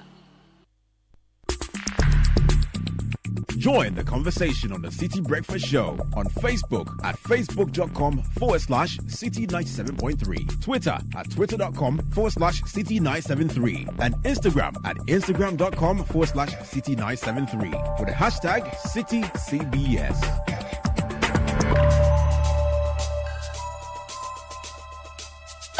Lots of comments on this Ayaso West Wagon development under the footbridge or under the flyover. When we finish with our interviews, we'll probably go back to them. So thanks for your comments. I sense, Caleb, I sense a lot of unhappiness. I sense a lot of anger. Yeah. You know, people are saying what the assembly is saying, it's not adding up and all kinds of things. Anyway, let's talk to the Amati Group. Amati Group. So who are they? What do they do? They are a social enterprise that partners with rural farmers to grow, process, and market nutritious crops, improving livelihoods with a strong focus on women and young people. Now, you have something called Farmer Empowerment, where they train and support smallholder farmers with modern climate-smart farming practices.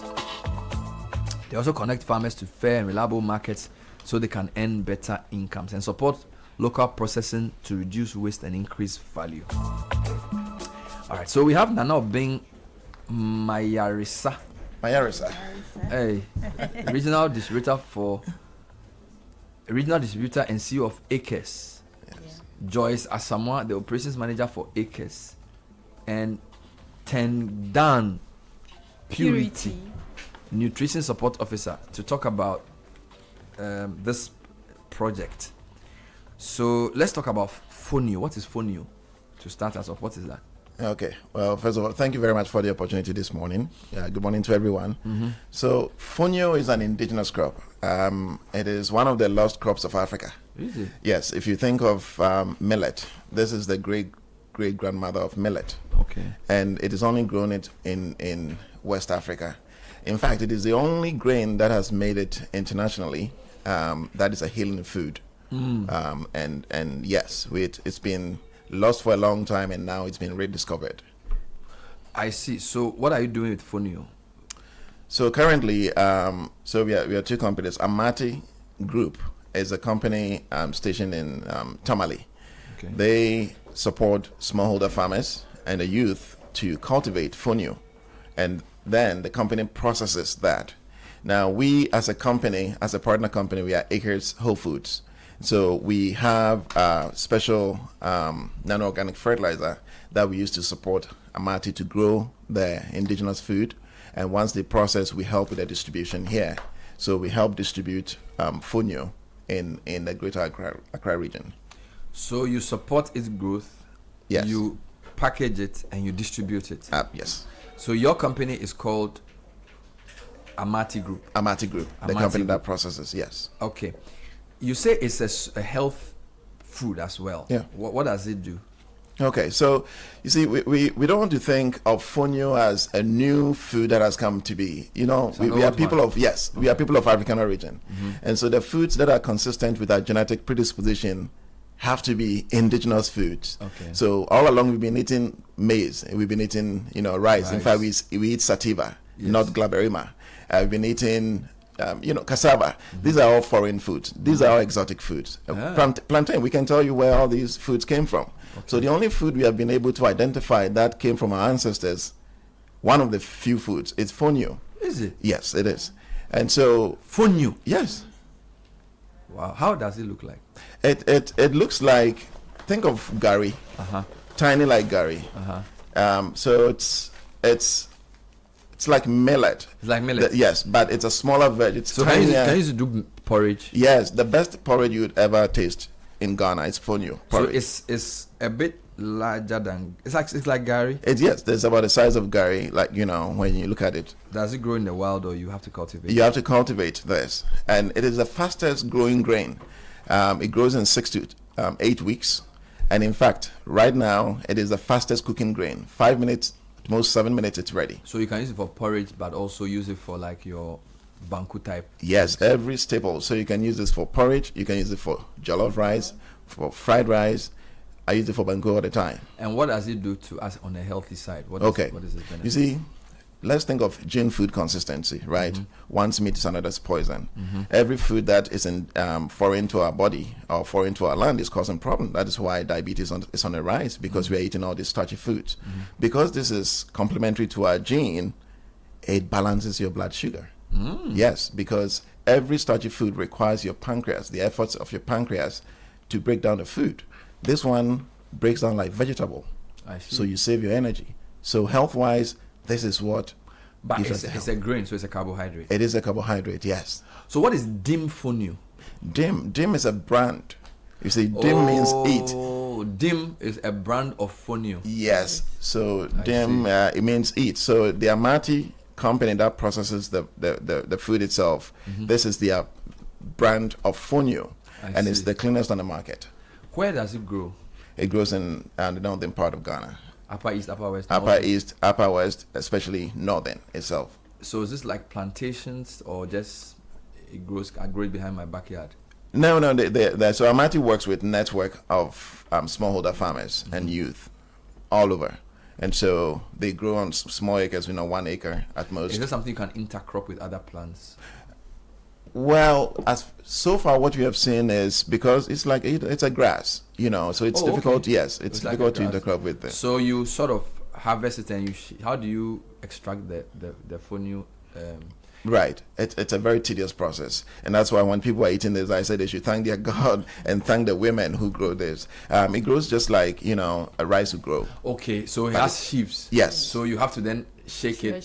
When it dries, you shake it, and then. And it's very tiny. So its cultivation becomes very laborious. Yeah, it is. Do you have males that can extract? Yes, the only company in Ghana at the moment that actually processes this completely, from going through the threshing phase and everything to the milling and all that. It's Amati.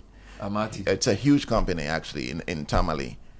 Yes. So Purity, who is from Amati apart from you? I'm the only one from Amati. So tell me a bit about your company. Okay, so Amati Company Limited is a social enterprise that supports smallholder farmers and the growth of the fonio grain and also in processing it. And our main aim is to support not just farmers but women especially, and then young people. So currently we have over 9,500 smallhold farmers, in approximately 390 communities, of which 88% are women. I see. So how long have you been in this fonio business? Is it to Purity or to... No, I mean to whoever. Yes. So Purity just joined Amati after graduation from the University of Ghana. Yes. But the company itself, it's been over a decade. Personally, my partnership with them has goes back to about 8 years when I discovered them in the States. A company, a sister company in Fonio business mentioned and said, "Oh, you have a sister in Ghana that runs a company with a Fonio business." So I reached out. And, are these health benefits endorsed by any agency or scientific? I mean, because anybody can say anything about anything, right? So if you say Fonio is like helps to deal with diabetes, it's good for your balance. Is this something that is verifiable? Yeah, absolutely. There are a lot of researchers out there.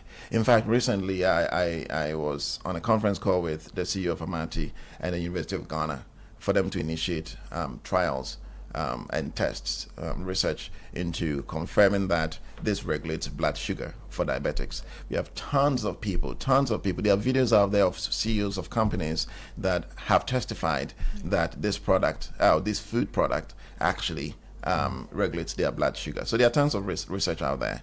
So where is it sold? So in here, it's sold pretty much all over Ghana, but because it's a new food, we are seeking more distributors to be able to get the food out there. So, for instance, here in Accra, also, we are in Relish. See, we are in a lot of health food stores. But then because we are the main distributors, we are able to put our contract out there, and we do direct delivery too. So, Joyce, you two, what do you have to say? Oh, AKS, as I told you, we are the main distributors for Fonio in Accra. And honestly, everything you can use rice to do, Fonio can do. Exactly. And it's when you eat it, especially with the porridge, you can stay almost the whole day without maybe eating. It's filling. I'm telling you. You see, we have this thing that I wanted to show you. You can look on it and then you read it yourself. No. I'm not. You should really explain to me what it is. So basically, what it is it's a comparison of fonio with couscous and brown rice. Because you're asking, the health benefit of it, right? So here fonio would give you, if you look at the protein, fonio has about 10%, couscous will give you 3.5%, and brown rice is going to give you 2.5%. So people eat brown rice because they're looking for health. Well, fonio is much healthier when it comes to this comparative analysis here. Protein, fiber. It is a food. It's about 6.5% compared to couscous, which is 1.4, and brown rice is 1.8. It is, this grain is one of the grains with the lowest glycemic index. You understand? And so, I mean, it's just. I see. It's time cover. It's going back to our roots. The name Fonio, though, where is that from? Is that the only name it's called, or the other names for Bernard, we've been trying to figure out if there is a tree name for Fonio. But in Nigeria, they call it Acha, right? Yes. This is grown in just in West Africa. So the West Africa staple. Yes. In Togo too, it's Fonio. Togo is called Fonio. And the Dagbanis call it Kabuga. Oh, that's a new name. I think. So I think we need to use those names as well for those who are listening. Absolutely. So Dagbani call it Kabuga. Yes. Togo call it what? Fonio. Nigeria call it Acha. Yeah. Wow. I don't know if so it's grown across the West African sub-region. Yes, please. In the northern parts. Yeah, so it's in Guinea, it's in Senegal, it's in Burkina Faso. Yeah. But just less than 10% of Africans consume this. More Europeans and Americans consume this, which is very unfortunate. Europeans and Americans consume it? Yes, Where do they get it from? Well, they source it from Africa. I'm telling you, I got to know about this about 8 years ago when a company in Senegal, which is headed by an American, partnered with an African, he mentioned and said it's right in your backyard. That's how I found out about it when I was researching the lost crops of Africa. You see, so they come here, and if you find out in the news, Bill Gates has invested over $20 million in Senegal just to get this fonio to America. So the Americans are eating fonio. It's all over. Go on Amazon. It's all over. Anyway, any last messages before you leave? Well, the last message I'll leave is this. Look, the average life expectancy of the Ghanaian is 64 years. That of the Japanese is about 85 years. There's a reason they grow older, because that means most of them will get to see 100 years. Most of Ghanaians will never see 100 years. It is because we have violated nature. we are consuming foods that are not complementary to our gene. And so we are not living, very well. We get diseased before we passed away. So if there is one thing we can leave to our children is to go back to our roots, begin to reintroduce the indigenous seeds that the ancestors left for us, and begin to restore life to the soil. And so fonio, it grows by itself. It doesn't even require fertilizer. Okay, it will grow by itself, and it's full of nitrogen. So we have to go back to our roots. We don't have a choice. We have to, go back to our roots. And I'm encouraging everyone to begin eating this food. Nana Obeng Mayarisa. Yes. Regional distributor for Acres. There's a CEO of Acres. Yes. He came to Rejoice, who's an operations manager, and Purity, who is a nutrition support officer, and we're talking Fonio, Amati, a social enterprise working with hundreds of outgrower farmers, mostly women and young people, in developing modern climate smart farming practices and going back to our roots to eat this super Fonio food. Can I add milk to the porridge? Oh yes. Yeah. For taste. Yes.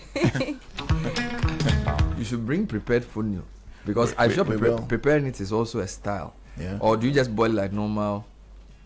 No, different. Because Gary, you can just pour water, but this one you have to boil it. Yes. You have to boil it. So what we have done, we've partnered with Abba Foods, and we've created over 35 recipes. Correct. Using fonio. Correct. And we have the videos there. And so we're going to put this out, and when you join our channel on Acres Today, we have a channel called Acres Today. Then you know how to use it. Oh, every every recipe in Ghana. You can fonio it. Yeah, you can fonio it. I like that. And even when you buy it too, we have some recipes. On Each it. one Right. has some recipe on it, so you can just Now go I'm tempted. And there's a QR code on it where you can go also online scan. and then it gives you all the explore. recipes. Exactly. A can lot of recipes. Charlie. to explore. Fonio and Neko. Charlie Tuesday. Charlie Tuesday.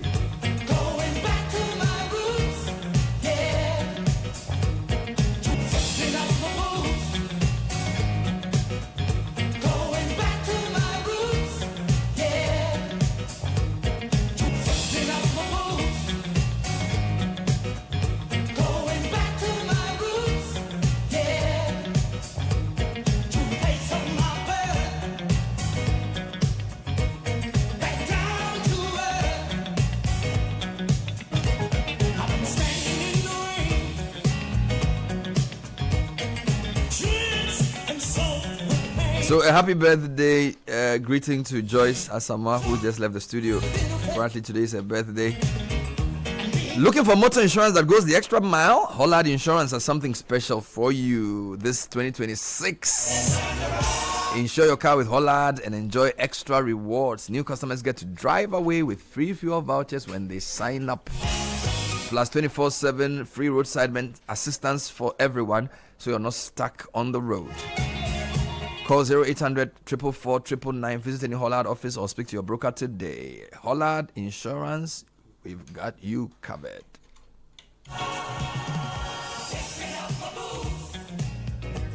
When the world gathers for greatness, one name leads the way. Litina Travels. Join the Litina 2-in-1 experience, uniting world-class football and global business in one unforgettable journey. Your Litina package includes visa to watch all 3 group stage matches, 3 official match tickets, return charter flights, hotel accommodation, travel insurance, and more. Call us on 0244 260 789 or visit us at Litina Alisa Hotel, Northridge. Litina Travels, your gateway to the 2026 FIFA Global World Cup. Love speaks many languages. What's yours? Sometimes it's a surprise gift, sometimes it's dinner for 2, and sometimes it's the sound of a credit alert. This Valentine's, Stanbic Bank has got your back as you express your love effortlessly. Trewood, when banking works smoothly, love flows with ease. Download the Stanbic app today and enjoy the convenience of world-class banking. Go to www.stanbicbank.com.gh to learn more. Baldwin University College is pleased to announce the offering of the Bachelor of Medicine, Bachelor of Surgery MBCHB program starting this March 2026 at its new campus located at Domi Pillar 2 near K-Boat Junction. Now, the new Domi Pillar 2 campus is equipped with spacious classrooms, modern teaching facilities, and state-of-the-art equipment designed to support effective hands-on practical medical training. At Baldwin Medical School, students receive quality education with the right tools, experienced lecturers, and a strong focus on practical learning to prepare them professionally excel in the medical field. So if you're a prospective doctor, you want to be a student with a strong foundation in medical education, apply to Baldwin Medical School. How do you do this? Go to www.baldwin.edu.gh, that's BALDWIN.edu.gh, or send an email to enquiries@baldwin.edu.gh, or call 025 75 18 488. That's 025 75 1488. Baldwin Medical School, shaping the future of healthcare in Africa. When we come back, there's more because our people have come with a special Valentine promotion ahead of the season. Thank you. They are called Caveman. Yes, sir. They are also sponsors of the 2026 Heritage Caravan. And as you can see, I'm wearing one. I remove. I have 3 now. No, so right now I've checked one. It's only your belt and your wallet I don't have. It will come. As for the bag, I have. And the watch too, I have. The bag, it's only you pay, you have. I'm the only person who has that Caveman bag. Wow. Limited edition. Bro. Exclusive. I have the blue. Yeah, man. I have another one somebody bought for me. And I have the green and greenish brown. one, yeah. Yeah, I wore it on TV yesterday. Wow. Yeah. No, Charlie. Life is good. Caveman, you are strong. We'll come back. Of course. This is the City Breakfast Show, the city's biggest conversation. Electroland ya chedi ho draw so kwa ba wo de be che wa do for Valentine you. Yeah, ma wo discounts a won TV da. Any a chedi so kwa every top brands ni na. Wobet mi ne wadofo 8 year odonyomo every Samsung, TCL and Nasco home theaters no mu. Na masia hwese ne ewo ye LED smart TV ne so. Mu ya masa de top air conditioners na jojomo ho. Wobet mi so de bedside fridge no actually with champagne. Na masa de 4 to 6 grill ni oven gas cooker no. Ani odediane. For your top or front load washing machines no that fast shock you wadofo dom. Ko your showroom and now call www.electrolandgh.com. Our friend was 050-315-9739. Electroland Ghana Limited. Yeah, bakwa. E won name nyama. Efe na ne bo dafem. Join the conversation on the City Breakfast Show on Facebook at facebook.com/City97.3, Twitter at twitter.com/City973, and Instagram at instagram.com/City973 with the hashtag CityCBS.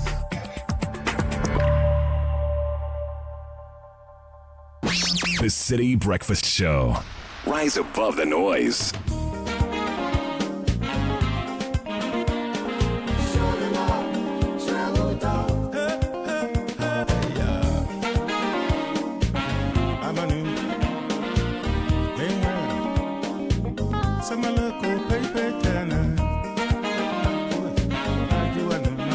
So it's 9:48 on the City Breakfast Show. Before we talk to our friends from Caveman, finally, X is here. It's the 10th edition of the Omni Basic Bank Health Walk happening on Saturday, February 21, 2026, 5:30 a.m. prompt at the University of Ghana Sports Stadium. The dress code is anything sporty. Anything sporty is good. So join us at for an extraordinary experience. Call 0307 086 000. Omni Basic Bank, not just another bank.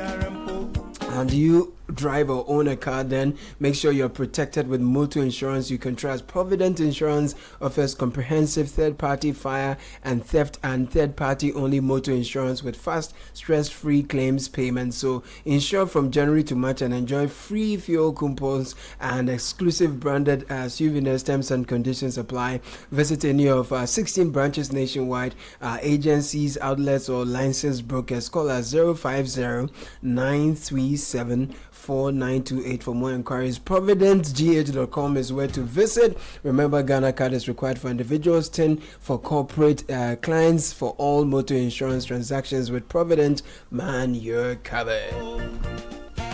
So one of our sponsors for Heritage Caravan and a brand we know and love, Caveman Watches, is here. Anthony Jamefe is the CEO. He's talking to us about what the outlook is for the year, why they are happy to be our official time partner for the caravan, and what else is happening within the Valentine's season. Anthony, welcome to the show.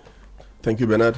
How long has this journey been? When did the Caveman idea start? Oh, this Caveman idea started technically 2019 January. Wow. You know, I launched in 2018 December, but let's say we started operating from January the following year. 8 years. Yeah, 7 probably. 7 years. Yeah. How is it going? Difficult, but that's the only way. Tell us about the brand Caveman. Yeah, you know, we are the first Ghanaian locally made watch brand. I started off in 2015 by selling other brand of watches and eventually repairing watches, and realized that all the watches I was selling were all imported. So the curious nature of me questioned me, and I was like, where are the African watch brands? Why isn't anybody doing it in Africa? So started looking out for African brands. I couldn't find any. And then I was daring enough to say, okay, let's see what is in there. Why is nobody doing it? It must be really hard. And yeah, so it was more of like finding that gap in the market and deciding to be mad and crazy enough to try and see what I can do. And in 7 years, you say it's working? It is working, yes. It is working, but still at the very beginning stage. Wonderful. It's something that's supposed to outlive me. So that's the bigger picture. Wonderful. You are sponsors for the Heritage Caravan. You are official timekeeper for the Heritage Caravan. Tell me how the vision aligns with what we do, and why you're happy to sponsor the caravan. I mean, let's take it from the keyword heritage here, and what you guys have been doing consistently. That's another word. It just falls in line with everything that we stand for, putting our local tourism out there, putting Ghana on the map in the bigger picture, the excellence that comes with it as well. I like how you guys are consistent with your standards, never drops, keeps getting better. And you know, generally we stand for changing the narrative of the Ghana man time. They say we are never on time, you know. So it's not just about us selling luxury in terms of jewelry or watches, but also to promote that agenda of being on time. Time conscious. Being time conscious. So that's one thing that we want to throw light on. Going forward with the caravan, that people should be on time. Yes, please. You know, so we'll give the time updates every now and then. Let's know how many hours it takes to get from one destination to the other, so people can come back and have a very vivid picture of how long what and what took. I like this. So why must heritage be experienced, not just discussed? You know, it's actually interesting that I'm yet to experience it myself. This will be your first I've time. only been watching from a distance, and this will be my first time. So I'm really hyped up. I love the networking aspect that comes with it, and you know, it's a shame that we are in Ghana, but we've not even seen most of the Ghanaian sites. Foreigners would come and go and visit all these places, and we are just here. So I'm really excited to be able to, you know, have this experience. Then next year, I can talk to people from a point of experience. I see. So how will your organization engage caravanites along the journey, and what unique experiences are you introducing to enhance the caravan? Oh, like I mentioned, the whole experience of being on time. People will come back this time with a very vivid picture, knowing exactly how long it took to get from Accra to Kumasi, or from Kumasi to this place. And then, of course, anywhere we go, we carry our freebies and gifts and good stuff along. So there will be a few surprises, gifts here and there. Wow. So people should come in very high spirit, and then they will leave with a very good experience of the Caveman brand. But what is the positioning of the brand? Because I see different Ghanaians. I've seen Asantini on Caveman. I've seen corporate executives on the golf course. I've seen middle class working men also wear the brand. Just walk me through. Is it all things to all people? Is it a niche market? What are you trying to do with this? I think that quality would always be to a niche market. we're trying to build a brand, not just chase money. I know I've seen a difference where people just go into business to chase every and any money that they can lay their hands on. For me, it's not been that. It's been a very intentional direction to build a brand that would outlive us. As I mentioned, there are watch brands globally that have reached their peak, and the founders are not even alive. So I keep telling people that if I am alive to see the peak of the Caveman brand, then it means the goal was too small. So we are just building a brand, maintaining our standards. The thing about, I mean, all people, myself included, when we are buying something, we want the least price as possible, but with high quality, which is an irony. So we would rather prefer to preserve the quality and sell to fewer people than drop the quality just to sell to everybody, because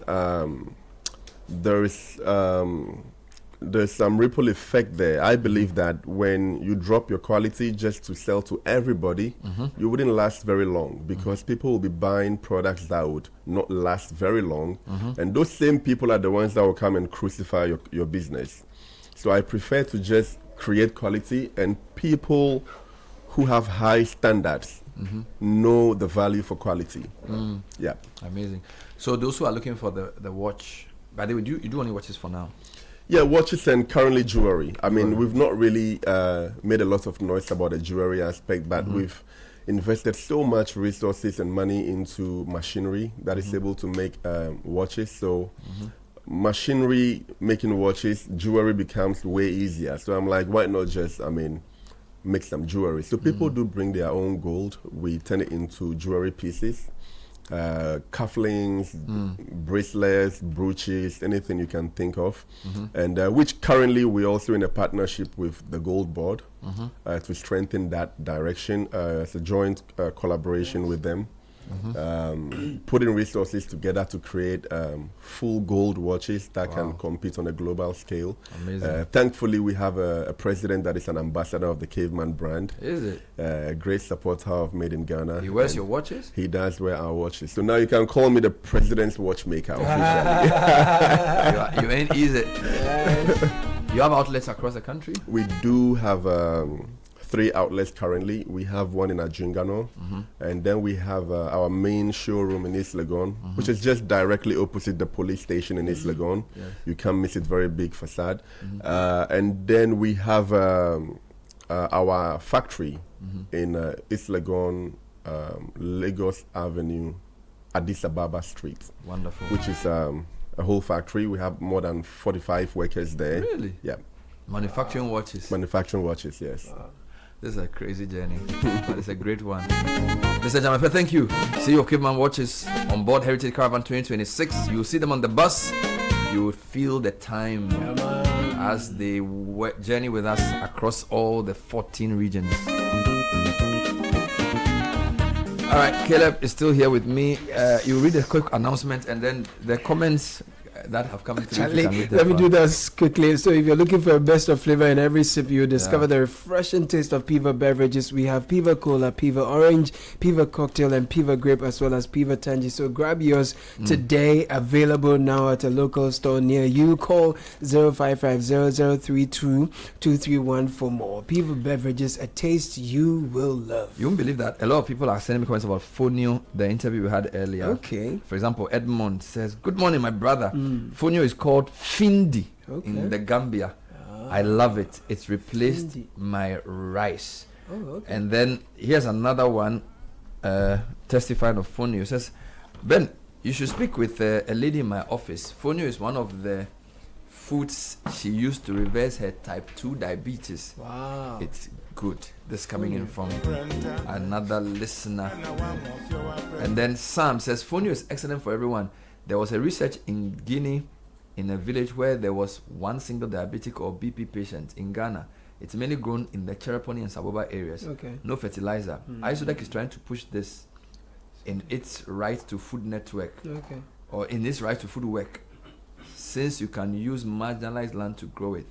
I eat fonio all the time, and I know Amati is doing well." Hey, Charlie. Fonio matter is not a small matter. Well, they left a number. If you want to call them, 054 290 3000. 054 290 3000. So those are the Fonio people. The company is called AKES.